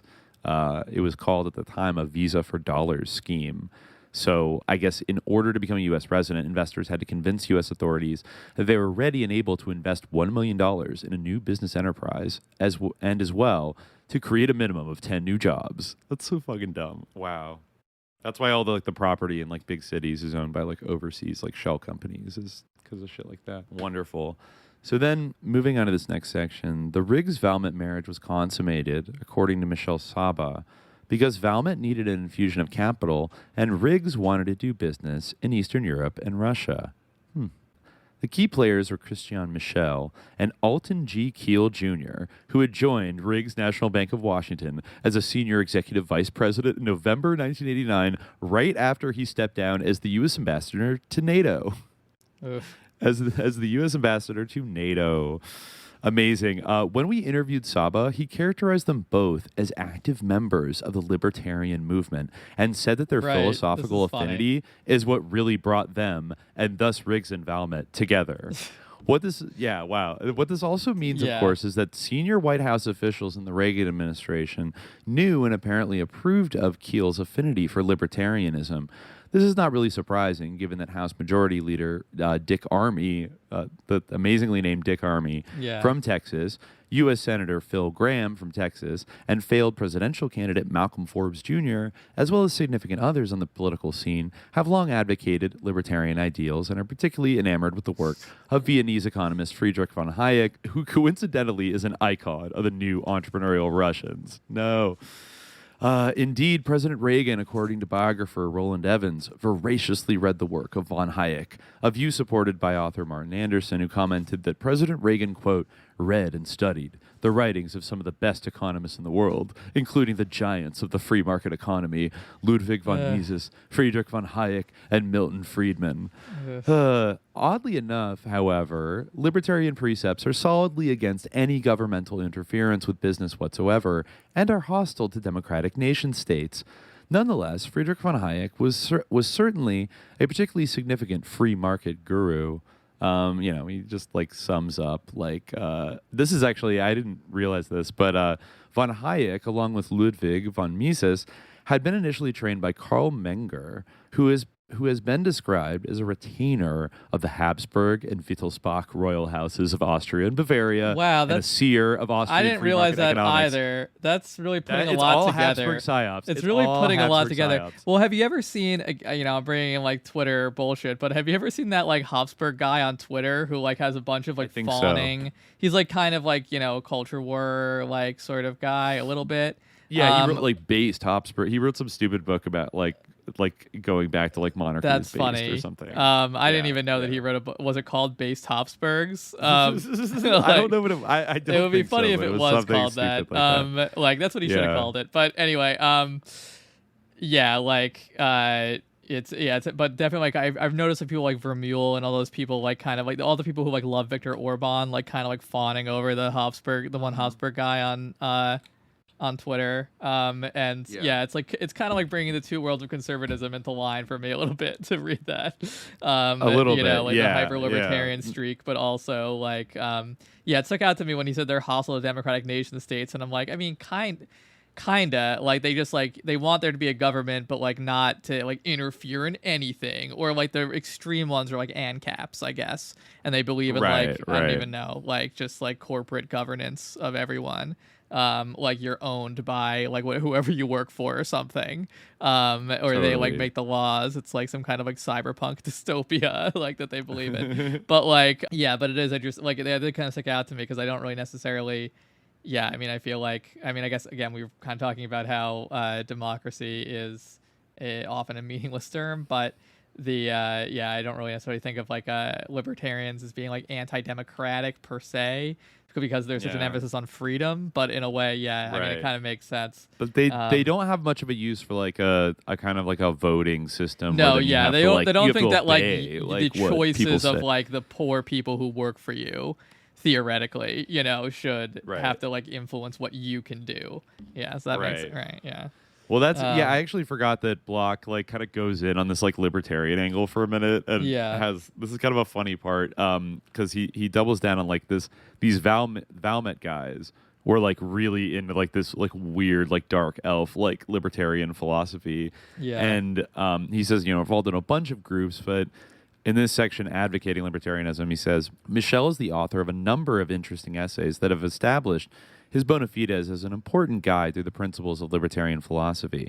For example, in his 1993 essay, Can You Do Business Without Dirtying Your Hands?, he writes of the mesh of Christian values in business, pointing out that, quote, businessmen and women, more than any other human beings, are those who today directly continue the work of God, who did not create creatures, but creators.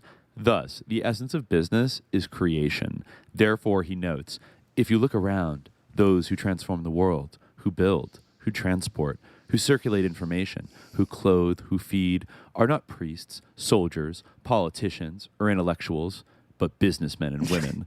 Furthermore, as, quote, wealth is produced by someone, that individual is, perforce, the natural owner of this wealth. Surely, he says, it cannot be a, quote, person who did nothing.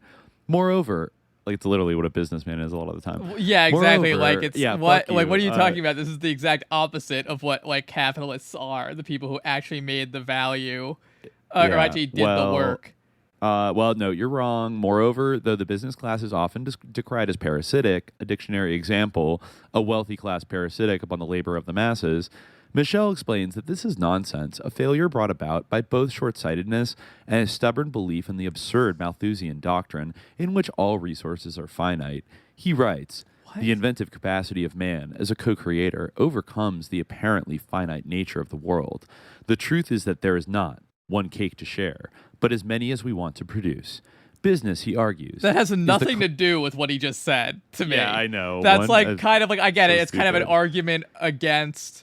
it's a stupid argument, but it's kind of an argument against like the fair distribution of wealth, like in saying that like, okay, well, I can have as much wealth as I want, it doesn't take away anything from you, which is certainly not true, and it's in a very stupid way of arguing for that. Even like, but also that has nothing to do with the idea that business people like do actual work, like have time they don't, like, or certainly not as much work as the people who are employed by them. Not to say that every business person does nothing. Like, yeah, sure, maybe they have thoughts like ordering people to do things or whatever, like, but that's not, it's not, it doesn't like line up with the idea that like they're the ones who do everything and therefore they own like all of that. Well, anyway, whatever. Because they make deals. Yeah, exactly. They made deals. Yeah. They made deals.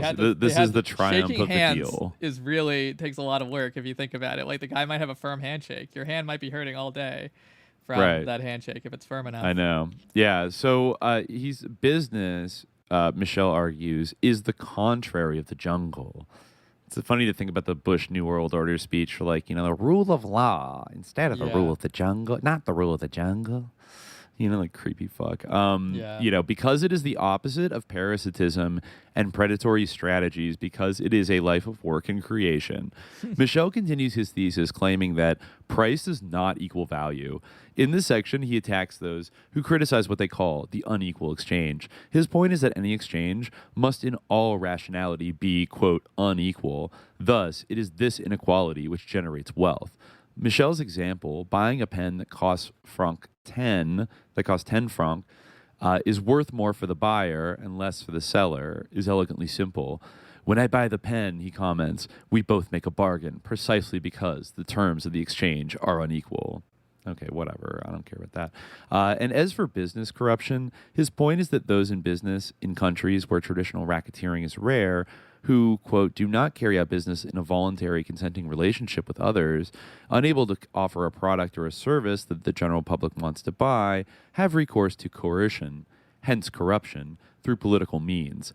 His example is the boss of Peugeot, who labored to get the European Union authorities to ban Japanese cars from the European market. This was immorality based on political power, the monopoly of politicians. Michel contends that political power is the power to compel, to forbid, to destroy. He says, I don't need the thief, the customs officer, the racketeer, the taxman, for they are each inherently coercive. They can only deal with me by force, and if need be, by the use of arms. They are the foot soldiers fighting against the free and thus moral market. Finally, in his essay, Libertarianism and the Informative Revolution, given at the Libertarian Seminar in Amsterdam in February 1997, Michel ponders, quote, the inefficiencies of the nation-state, and how it is that the information revolution is thankfully undermining the rapacious nation-state by using, quote, offshore commerce, encryption, digital cash. This is way before Bitcoin. He adds that governments will soon find it exceptionally difficult, if not impossible, to monitor and manipulate the streams of data that will become the substance of wealth creation. In effect, the information revolution is by its very nature creating, quote, nomadic businesses, which will increasingly shield themselves from the tax police through the methodologies mentioned above. Michel's list of nomadic businesses are the following: all companies doing cross-border business, all trading in securities, stocks, bonds, investments in unit trusts, pensions, life insurance, all media business, newsletters, television, magazines, publishing, all podcasting, I guess, all information-related business, databases, software, gambling. They are, Michel writes, part of the vanguard that increasingly makes it, quote, easy to cheat the tax man. Indeed, if you were self-employed or employed in a small and smart firm, he states, you get paid offshore, and your friendly taxman knows only the income you are kind enough to declare, which presumably is what you need to justify your visible standard of living. As for the rest, all income not spent in your country of residence remains tax-free abroad. In sum, Michel is certain that any form of coercion is wrong, that property is always the business of the owner, and libertarian philosophy is both morally and intellectually valid, a form of higher reasoning. Naturally, there are those whose philosophical positions are diametrically opposed to libertarianism.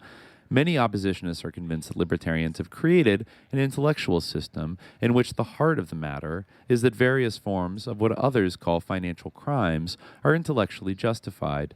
Numerous anti-libertarians hold that there is no truth in the so-called true Hayekian agenda. There is no free market. Right. I mean, he says that one example out of many can be found in the writings of Jeffrey Steinberg, vocal opponent of libertarianism. This is a pretty good quote. Steinberg argues that if sovereign nation states are removed, quote, from a role in economic development, all that remains is the oligarchy's cartels. No. Yeah, that makes sense. That's pretty much it. Yeah. Wow. Wow. We even get into Sus Challenger right here. Let me see. Talking about Alton G. Keel, Riggs in Trouble, Disney. Oh, there's a Disney thing. I wish that like people just around the world had like a better bullshit detector, you know? I guess that like everyone is susceptible to it because often there's like a clique within, like, you know, they're true believers like in this shit, you know, like they actually are like really hardcore into it. But so, you know, it's not like it's not like you know, Americans are like more wise than anybody else, but it's amazing how I don't know. It's just amazing how like people go in for this shit and then like get exploited by it because it's like fundamental. Like, it's one thing like for I guess like an American like financial criminal to believe like in that, but then when like people from like the second world or the third world are like getting sucked into this like cult around like whatever thing. Like today, I'm thinking like Bitcoin. You know, like then it's like really just like, come on, like stop being so like intellectually colonized, you know, like that you're actually like becoming part of this cult that's like built around exploiting you, you know? Right. It is a like elaborate justification for like hierarchy. Yeah, like it makes sense. Like, yeah, it's kind of like it's almost like when, it's the difference between like the businessman who owns the factory thinking that like he's the only one who actually does work, and like the employee of the factory, like the factory worker, thinking that the businessman is the only one who does work and thinking like one day I'm going to be the businessman, you know? It's like, right. That's the most sinister thing about it all is like getting people to like identify with that as like, I'm going to be, I'm going to be an owner. And right, it's pretty gross. We have this last part. I mean, we're bumping up against the end of the time here. There is Alton G. Keel Jr. Maybe we could leave him next time. This is actually a pretty juicy character. The guy who ends up kind of on the Riggs board, getting involved in Eastern Europe. Yeah.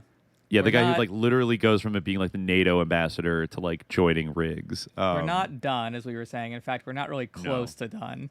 But yeah, so I guess we'll continue on. I guess we'll keep going. Yeah. We'll keep going. We're in the thick. There is a couple things I'd like to bring up about rigs next time. Oh yeah, right down here. The chairman of. Okay, this is interesting. I'll mention this little factoid because I think it's actually pretty funny. That I guess the chairman of Riggs Bank for many years was this guy Joe Albritton, who from 1981 to 2001, Joe Albritton was the chairman of Riggs Bank. Now, just a funny thing about that is I believe his son, Robert Albritton, is the founder of Politico. Oh, hey. Literally, yeah. Robert Albritton, yep. Founder of Capital News Company, which is the parent company of Politico magazine. And actually, interesting, it says here in the Wikipedia article, I actually did not know this about him. Wow. He was actually the final CEO of the Riggs National Corporation, the parent company of Riggs Bank, from 2001 to 2005, when PNC Bank acquired the bank. So actually, right when his dad stepped down in 2001, pretty interesting year for a handover. I'll explain what that means later. But yeah, so like Politico, which is like, oh yeah, that's like you kind of see like Politico being like, oh yeah, that's like pretty centrist, like kind Washington coverage, but yeah, not really, but yeah. I mean, not that it's like centrists or like luminaries in this world, but Politico's kind of right. I think it would be hard to identify. Like, I mean, I guess you could say a kind of like center-left, like Democratic bias for sure, probably in Politico, but it's a very dry, almost like you think that Politico has a Democratic bias? I don't. That's the thing. It's a little bit I feel the opposite. I feel like Politico has like a slight like right-wing bias, like Republican bias.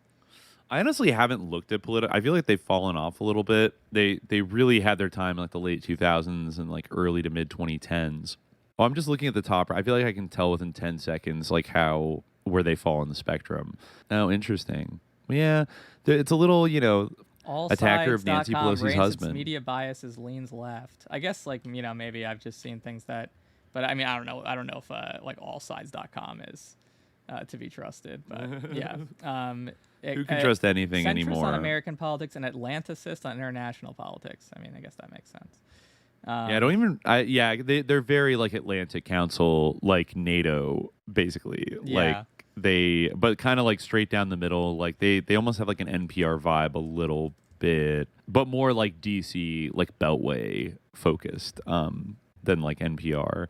But yeah, I'm like looking. Yeah, like none of these articles have really like spicy. I guess in this day and age, like maybe like I always felt like The Hill and Politico were like kind of right leaning overall. See, I always thought The Hill was like the center right one, and Politico was like maybe a little bit. But I just like, looked up The Hill, and I was like, am I wrong about The Hill too? And now I'm seeing The Hill is supposed to be left leaning now too. So maybe it just goes to show how like the Overton window has shifted, like.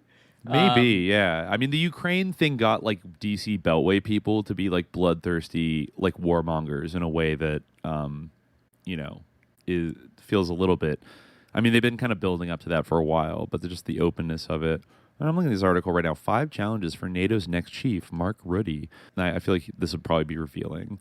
The Dutch Prime Minister, he's going to be the fucking blah, blah, blah. Yeah, it seems like the way that they do this, again, like we should kind of stop, but yeah, it seems like the way they do this is they have people like of each political persuasion like rank it seems like. So yeah, like Democrats and Independents rated it as center, but Republicans rated it as lean left. So I think that doesn't surprise me. That, like, they think that like CNN is communist. Exactly, so, they think Hillary Clinton is a Maoist.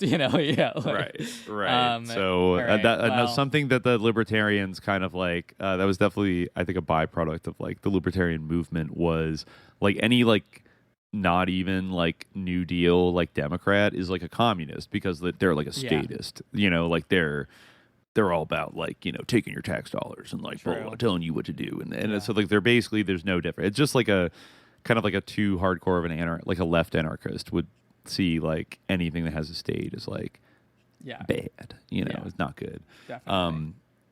So yeah, I mean I guess Next time we'll jump into like the rigs thing. They're very sus. I still have to track down the original source of this, but it's in one of the books I've covered that it was alleged at some point that a certain Charles Taylor had an account at Riggs Bank in the 1990s, kind of, around the same period. I think maybe like Gaddafi had an account at Riggs Bank. Like it had weird shit like that going on at it. And it was like, I think as they will talk about later in the chapter, that Keel, the NATO guy, like chose to work at Riggs because as the bank of the U.S. Embassy, it had a strong reputation among foreign embassies and missions, and was committed to reorganize and expand its international interests.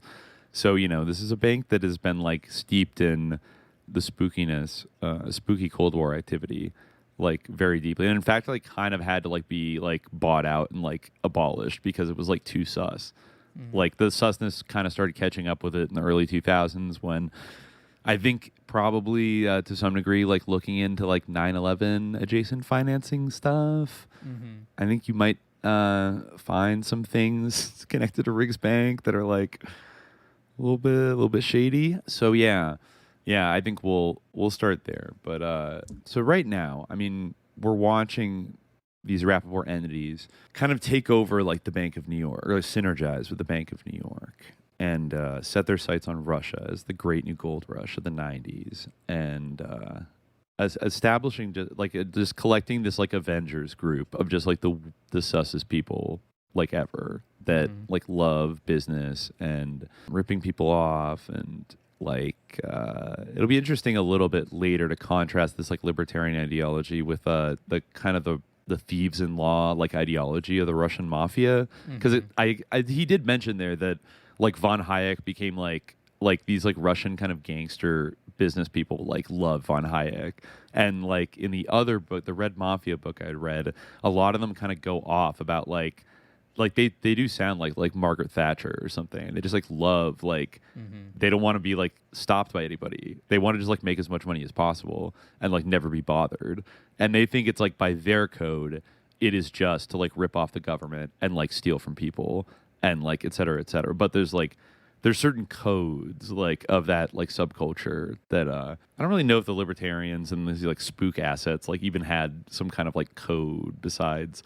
Because you can see that the contradictions in it. These are people like collabing with intelligence services and those kind of networks, to like loot a country of its resources. But of course, they're all about like it's like the thing with like every libertarian is like once they get power, like they'll probably set up a state because like that's the most efficient way to like to have anybody not tread on you is to like establish a state with laws that everyone has to follow where they can't like take your property.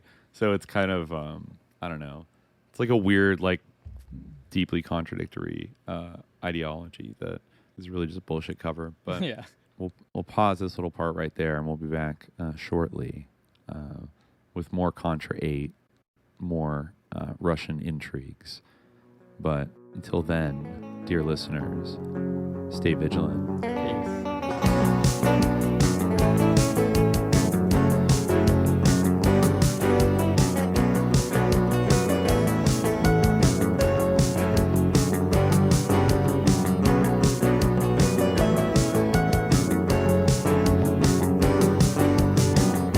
Они говорят, им нельзя рисковать, потому что у них есть дом, в доме горит свет.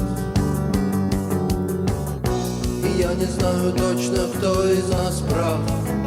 Меня ждет на улице дождь и ждет дома обед. Закрой за мной дверь, я ухожу. Закрой за мной дверь, я ухожу.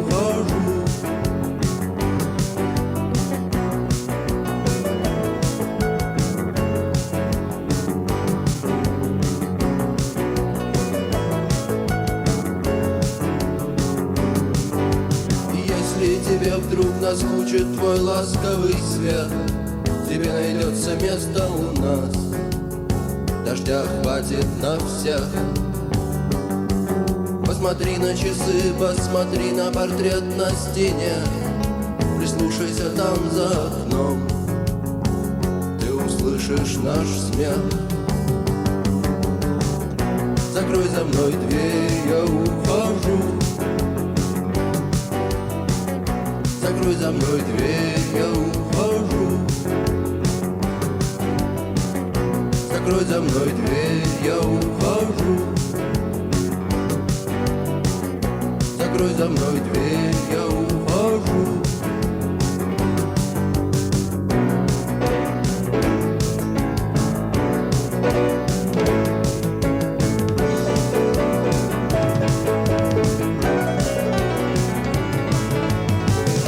Закрой за мной дверь, я ухожу. Закрой за мной дверь, я ухожу. Закрой за мной дверь, я ухожу. Закрой за мной дверь, я ухожу.